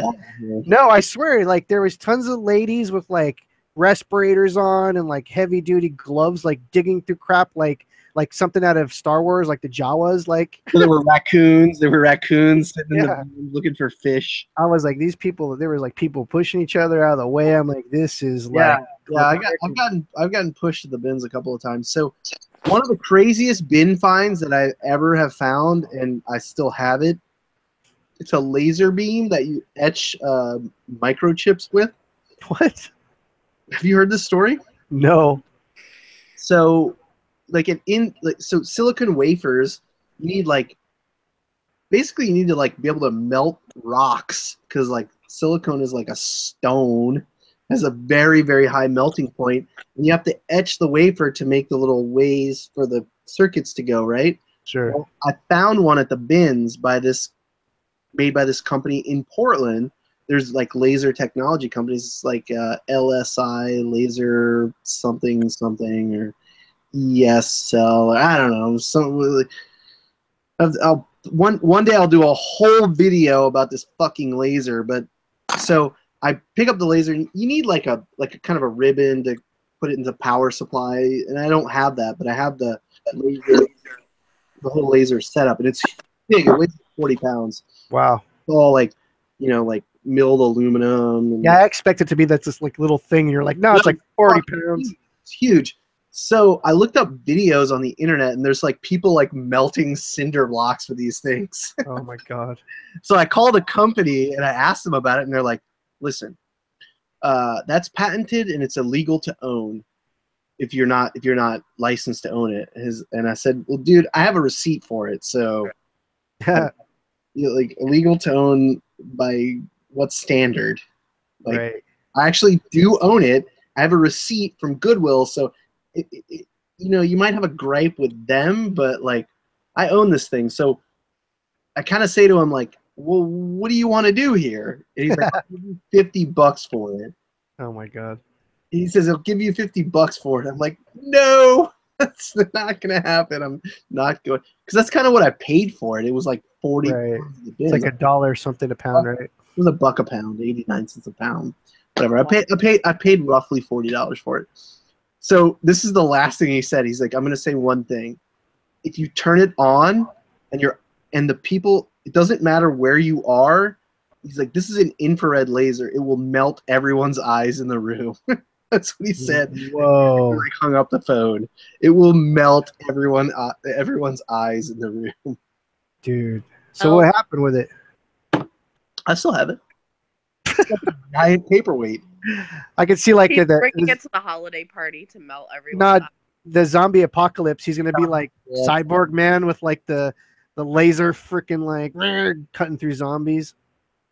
I got some sweet Ferragamos, man. I put a couple of I got some old Kiwi wax from like the 60s. I waxed up these Ferragamo monk. What are they called? Monk. Oh, I saw those. Those looked really good. Yeah, I'm gonna wear those to the party, definitely. I'm gonna put them on eBay for like $500, which they'll never sell for. So I'll be able to wear them to the party. I seriously thought about flying out there yesterday. I was like, I really want to go to this party. I know. I wish you would. Yeah, it's too much of a trip to do though. It is kind of a big trip. Yeah, it'd be like 2-way ticket, maybe a hotel night. Yeah, it would be crazy. Well, we find a place for you to stay, definitely. I'll sleep in your basement next to your board games, and I'll I was play gonna Monopoly. say, I bet there's room in the bunker. This whole side of the bunker is now empty, which is really weird. It's a weird feeling. You just have to share room with the laser. Yeah. The laser's not here. I'll melt my eyes out, and then I'll be like LeVar Burton and like start taking that stimulation. I'll be Jordy. He'll be Jordy, but he'll also sing like Reading Rainbow. I'll be the Mexican Irish Jordy. Jordy Los. Jordy Los. Or Los Jordy. That's too funny. So what's the deal with the party? Like you have to RSVP and you have to pay money, or what's the deal? Tickets are, I want to say $35. I don't remember now off the top of my head. And you just need to buy a ticket. Nicole's hosting? I'm basically hosting. It's your Christmas party. I thought it was Nicole's for some reason. Nicole came up with the idea, and then I kind of took it over. Yeah, that's cool. By choice, or did she like make you take it over? It was by choice. I was like, I want to help, and she's like, okay. And then I was just like, well, I did everything. I was like, I found this place, and I called, and this is the price. So I said, yes, let's do it, and I reserved it, and we're done. Nice. You got a lot? You got pretty much all the tickets sold, or? No, we still have some tickets left. I am cutting off sales this week though, because I need to give a final total to the restaurant. So I think we're at about 50 to 55 sold. Wow, that's a lot of people. Yeah, but we still have tickets. I mean, I can have as many as like 100 people.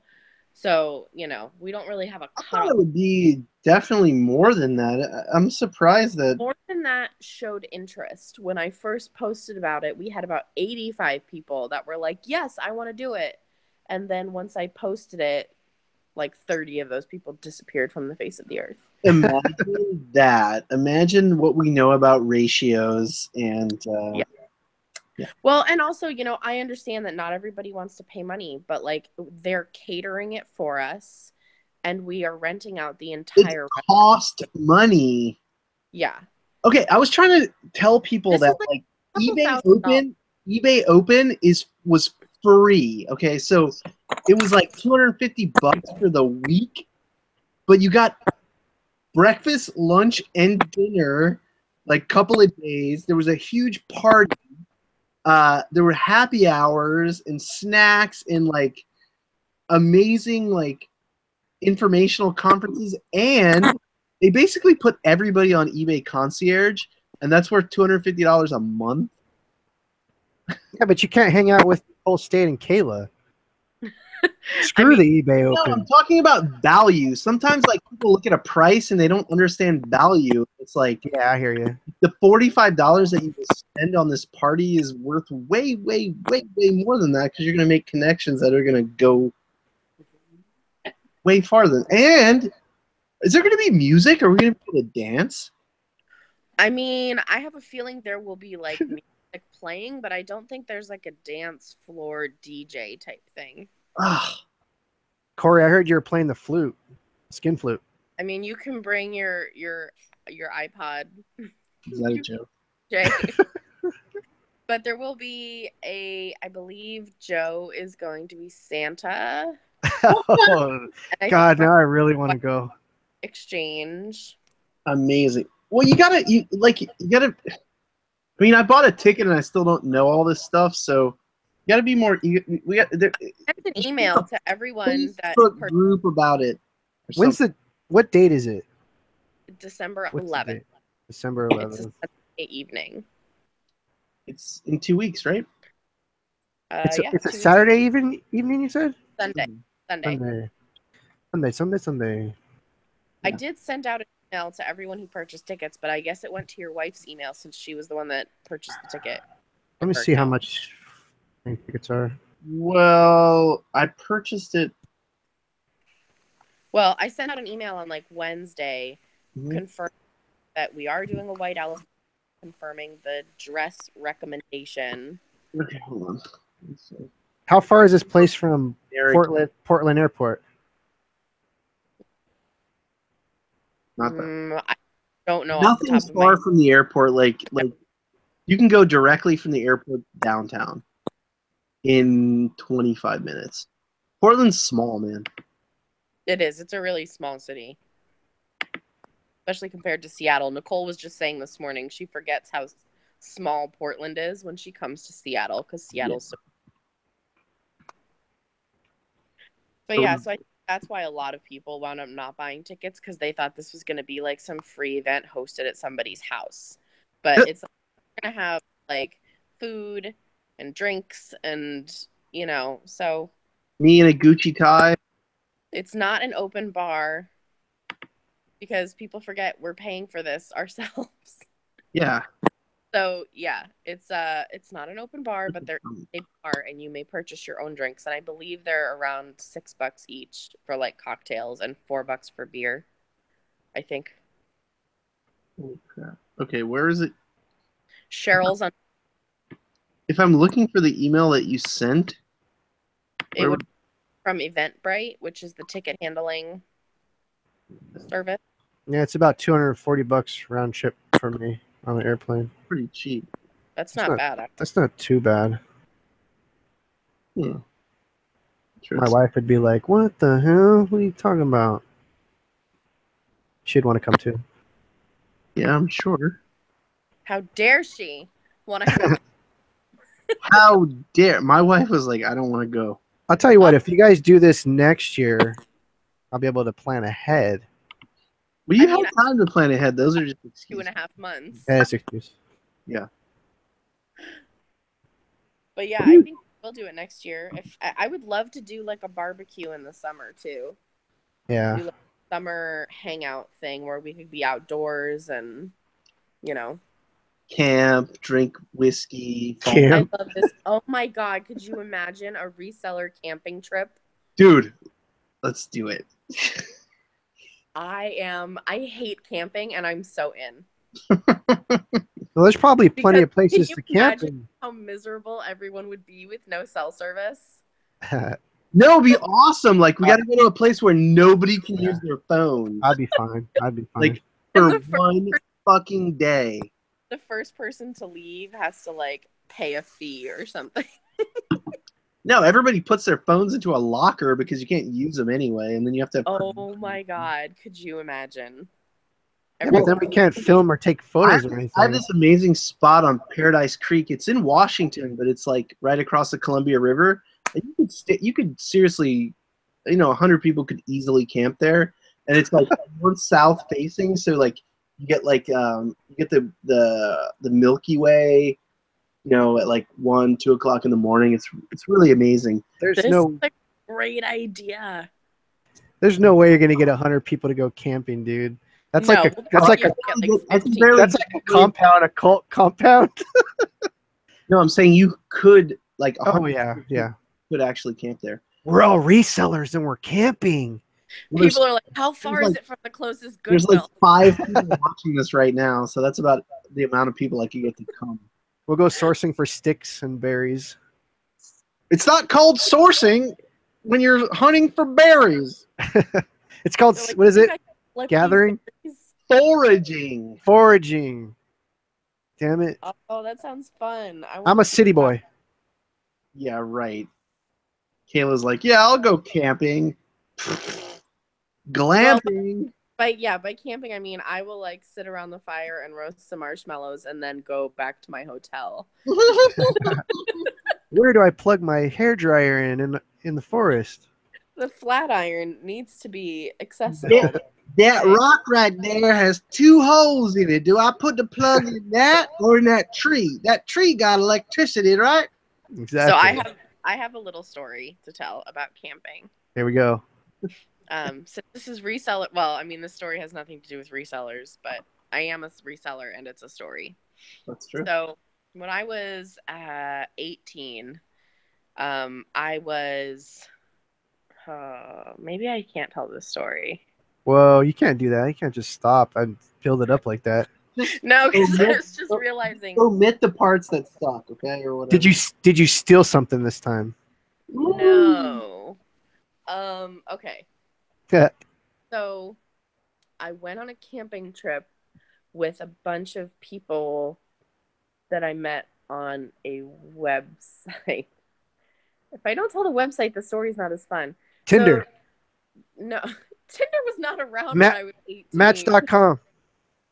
That wasn't Suicide even Girls. around. It was suicidegirls.com, Woo! Nice. which is like a pinup modeling site. Yeah. For any of you kids at home, don't Google that.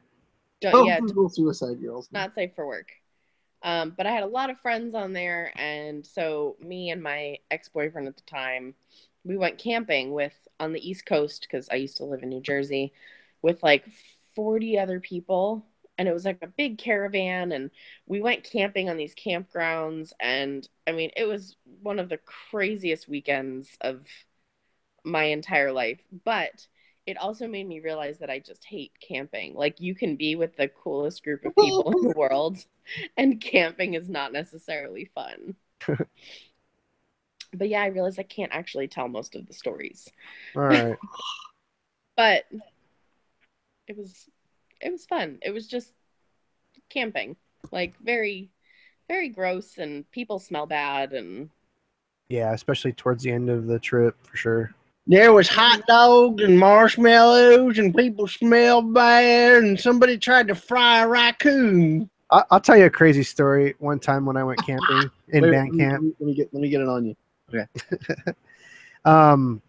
So we're in the middle of the forest, and we built a fire, and we're all getting stoned and hanging out and drinking beer and everything, getting really wasted.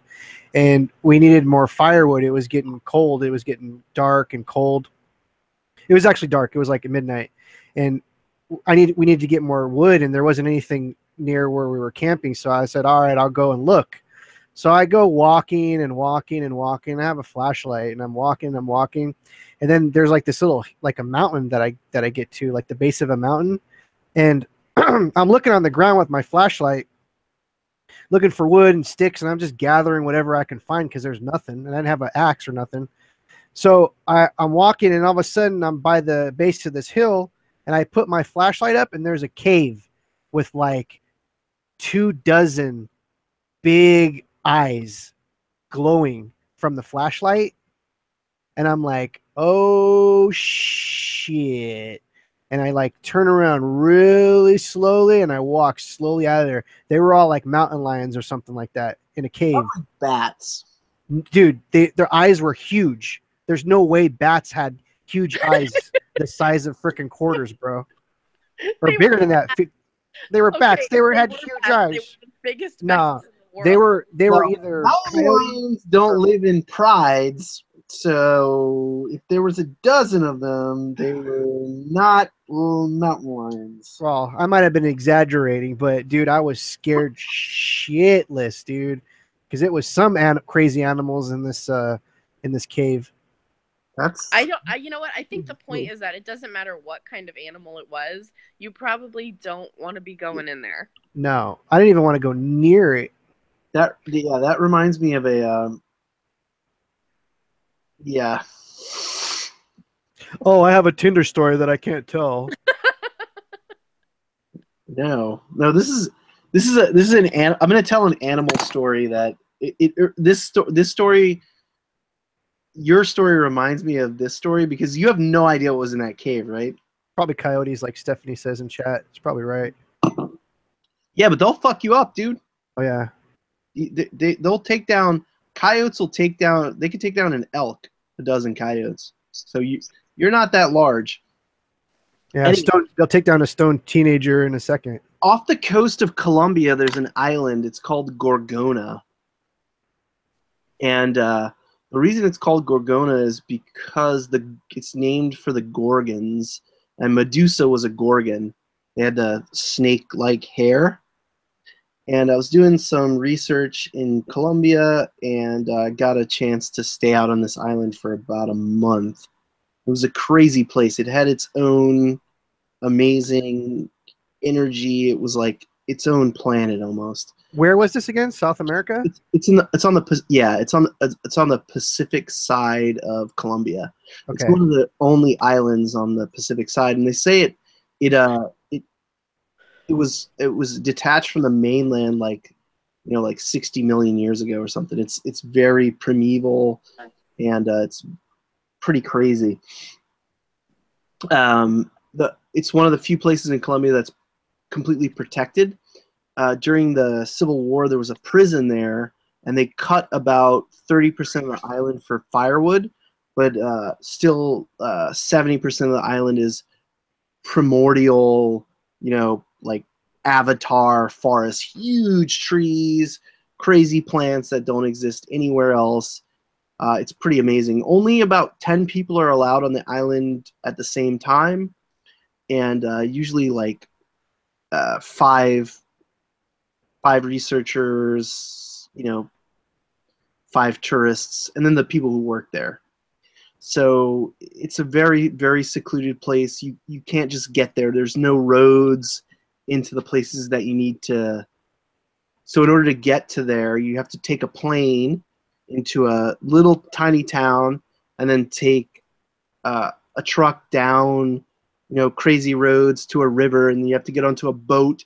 The boat will take you out to the island of Gorgona. Look it up, the Isla Gorgona. This sounds like the beginning of Rambo, the new Rambo. No, it sounds like Jurassic Park, and it definitely is like that. It's Isla Gorgona. And now they've opened up tourism to it, so 10 or 12 people can go out to the island at the same time now. Well, what's up? No, we're waiting for the punchline here. So off the coast of the island, there's a lot of shipwrecks, and you can skin.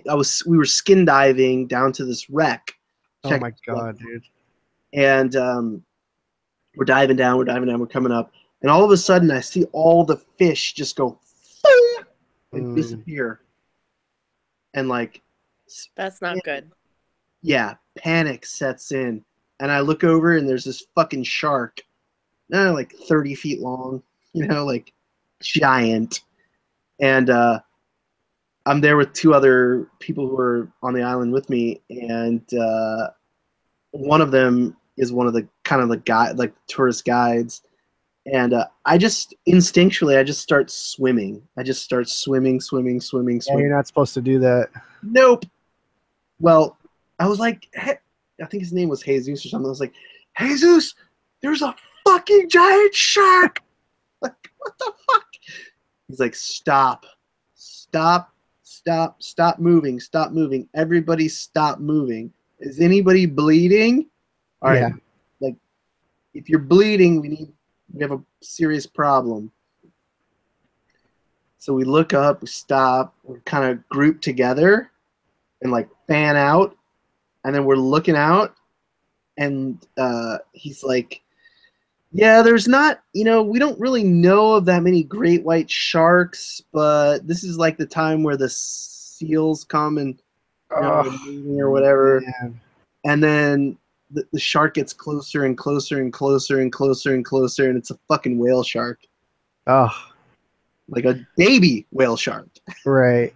So and you guys thankfully, were all shitting your pants. Oh, dude. I mean, I didn't urinate on myself, but I mean, I was that close. Like, so we were in 30 feet of water, and it's like, at least, a tiger, you could pull out a gun and shoot a tiger. You could well, some way defend yourself from. it's not that easy, but sure, I see what you're saying. At least there's some hope. Right. But you can't fucking swim. You're not a goddamn dolphin. Yeah, you can't swim away. You are going to die if it wants to eat you. You're not a goddamn dolphin. Whoa, something just happened. You sold another $1,000 worth of stuff. $197 just happened. Nice. What is it? No, but they already paid for this. This is weird. There's some weird delay on PayPal. Oh Yes. PayPal has been super glitchy on the phone lately. Oh my god. Yeah. You like hours later, you just got X dollars. Yeah, this Yes. sale happened hours ago. This Yeah, happens. it's This was happening all. day. Yeah, all day today. I get an email from eBay saying you sold this, and I want to get the email for 2 to 3 hours later Mhm. today. Yeah, all so day I was today. getting like weird like shipment notifications. Like I'm like, is somebody like trying to ship on my account or something? Because like this shit is weird. Yeah, like 6 hours after I shipped, PayPal was like, "You just paid $6 to eBay," and I'm Yeah, like, hours after.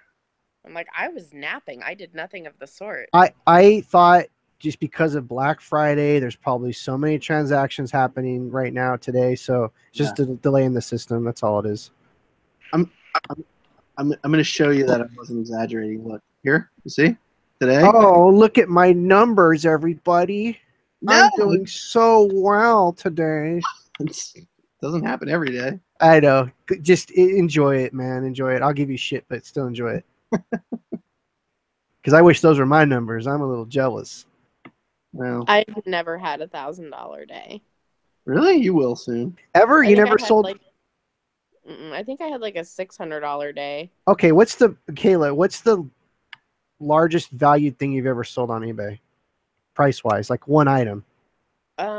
I sold a very rare Pyrex bowl for like $350. Yeah. Corey, what's the largest thing you've ever what's the largest thing you've ever held in your hands? What's the largest thing you've ever sold? What's the most expensive thing you've ever sold on eBay? 7,000 Wow, that's crazy. What was it? piece of art. Oh, okay, flat art, 2D art. Yeah. Cool, man. That's great. Did you find that at a garage sale or a estate sale? State sale in Argentina. Oh, crazy. It was do you know who Pablo Picasso? Marquez? No, I don't know who that is. He wrote 100 Years in Solitude or whatever. No, man, I'm not cultured, man. Well, I know who his wife. I know who Marky Mark is. Do you have a painting? Do you have a painting of Marky Mark? And the Funky Bunch? I can't believe you don't know who Gabriel Garcia Marquez is. I just told you I'm not cultured, bro. I mean, I come from the streets. I know the book. I just don't know. I didn't know the author. No, I've never heard of this dude. so his wife was a pretty famous artist, and I just came into a piece of work inexpensively at an estate sale because I just thought it was cool. You like all that magic shit. Have you seen this thing that's behind me? Who are you talking to? Michaela's in the magic. No, me? Yeah, I thought you were into magic shit, like magic cards and stuff. No, I've have sold that. I used to play it back in the day. I used to. Well, that's what he's saying. You see Hey, this I- little, I'm- you see this painting behind me? This little yes, work yes, behind me? yes, You seen that? yes. What Yeah. is it? It's made by one of the main artists of Magic the Gathering. I thought it was something you drew when you were 4 years old for your mommy. My high school boyfriend was super into Magic the This is Gathering. by Some of those cards go for a lot of money. The old one. Damian Willick, who made the first Forest, the card Forest. Whoa. See, dude, it looked like totally scribbles from far away, and then you show it, and it looks cool. It's like a Cancer Yeah. No. something. Right? Well, that's what he said. He was trying to. He said 69, but he told you it was Cancer. the crab. Oh, that's cool. That's crazy. Weird. What? What is that worth? I have no fucking idea. Is it signed by him? Is there a signature on the corner? Right there. Oh man, that is cool. Name again? Damian Willick. Damian Willick. Yeah, and then this Crawford guy. So Damian Willick drew this, and then it's funny, like this Crawford guy like colored it in, but the coloring isn't really that impressive, I think. But Yeah, he was probably stoned and was like, "I'm done with this" after 5 minutes. this is from pre Magic the Gathering. This is from 1975. Wait, that's listed though, right? You have that listed. No, Why not? Oh, it's your personal thing. no, You love it so much you keep it in your basement. I just haven't offered it for sale. I bought it at the bins. I think you're afraid. I think you're afraid of money. I don't really know what it's worth. Scared money don't make money. Do my high low theory. What's that? My high low theory is if you have something that you have no idea what it's worth, you put it for like $100,000 and you see what happens. I don't have a limit on eBay. You have a limit? You can't put something that's $100,000? No, I don't have a limit. Oh, well then that's how you find out the value of something, man. Damian Willick. Let's see what cards he did. He did Gaia's Liege, Life Force, Soulnet, Stone Giant, Instill Energy, El Hajjaj, Castle. I would value that between 2,000 to 4,000. Reverse Damage. But you don't have any. Do you have any provenance or? Oh no, you found it at the bins. Oh, dude, I have a letter. So I found Damian Willick on social media. Did you and show I him? sent pictures of it, and he sent me a thing saying, "Hey, dude, this is totally." Yes, dude. That's amazing. That's Yeah, a pro tip. actually right there. Burying the lead there. He's a really cool dude. For everyone who's watching all this hour of bullshitting, that was actually a great nugget you just learned. So repeat yourself. You went to the source and you said, "Is this you?" They said yes, and they sent you. Yeah, he sent me an email saying that it was true, and he said if you're ever at any event that I'm at, like I'll verify it for you. So do you patch up holes in your basement with scuba gear? Yes. Erg Raiders. He did Erg Raiders as well. Also, here's another one. Yeah, I would list that, dude. Glacial Wolf. The only magic card I know is Black Lotus. Yeah, well, that's like the Mana Short. He did Mana Short. that's the Babe Ruth of magic cards. My ex-boyfriend had a signed Wolf? one, Yeah. and I think he was planning on keeping it for all eternity. I sold all my cards as soon as they were worth something. Oh, that's good. I don't collect anything except for my alligator friend Barnaby. Dude, have you told the story about your gummy bear American flag? It's not gummy. It's Vinylmations. It's art. Bears. Gummy It- bears. It was art that I made when I guess I'm an artist, and I used to make art, and I still guess. do every once in a while. And I actually made an American flag out of comic book strips. They're comic books, I love that. and they're little Mickey Mouses made out of resin, and there's 50 of them. It's American. It's a flag. It's a fucking thing, dude. I know, but I don't like. I don't. That's my story. I thought it was cool in the back. I'll tell you what. I'll even freaking step up my game by 10%. I'll actually will share the folder of my Facebook of when I made it, and you can actually see how I made it from start to finish. I actually documented it back in the day when I actually gave a shit about that. Well, it's your background, so you must give a shit about it. Well, this is my background for now. Oh, here it is. How do I share this thing? Screen Oh, wait. share. Could I do a screen share? I guess I could. Yeah. Can I? Let me see if Oh, I can wow. do that. I'm gonna screen share right now. I'm gonna We're waiting. pop you up as the premier. I can't There see, you go. but am I up? Yeah. All right. See, you can see I did it from start to finish. This is the comic book strip, and then like I basically used spray paint and did it all. There's me from a long ass time ago, and as you can see, it's close up. The close up view of it, and Oh. yeah, it's all and they're made from. You can't see that from like any perspective.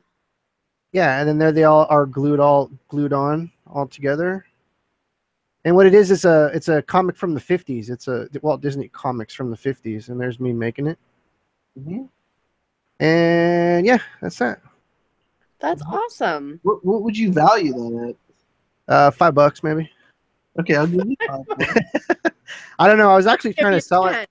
I think I used to do Disney conventions and sell like my art at Disney conventions, and I think I was asking for like maybe $200 or $300 for it. You didn't get it? No. Good price. I'll give you It's- $200 for it tomorrow. It's really it's all jacked up now. I have to patch it up. I've actually I kind of liked it. I kind of like that it's jacked up, actually. He likes Oh. that it's gummy bears. I I'm not- totally thought it was like those weird, like caramel, weird gummy. It's like at Easter when they make those weird, like they're not gummy bears, but they're kind of marshmallow. Yeah, Peeps, right? But like Bear Peeps. They're not Peeps. They're like it's like a dense marshmallow. Like I hate Peeps, but I love. Right. Circus peanuts. Yeah, it has the consistency of circus peanuts, but they're little bears or. You just glued circus peanuts to a board on your wall. No, they're actually Ooh. it's actually Turkish penis. I mean Turkish peanuts.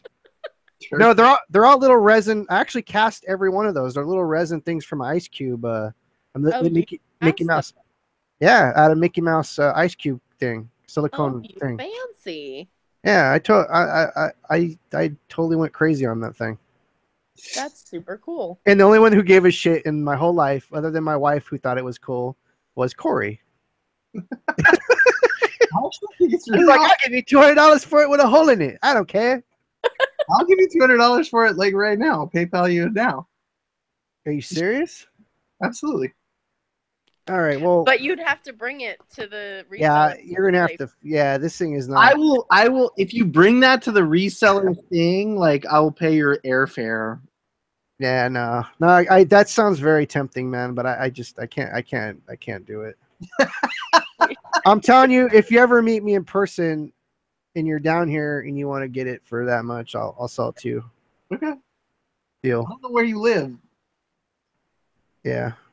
Burbank, He's like, yeah, Burbank. we're gonna keep it that way. Burbank, California, Burbank, California. Media City. I tell people I live in Portland, Oregon, but I actually live in a space unit that is orbiting the moon.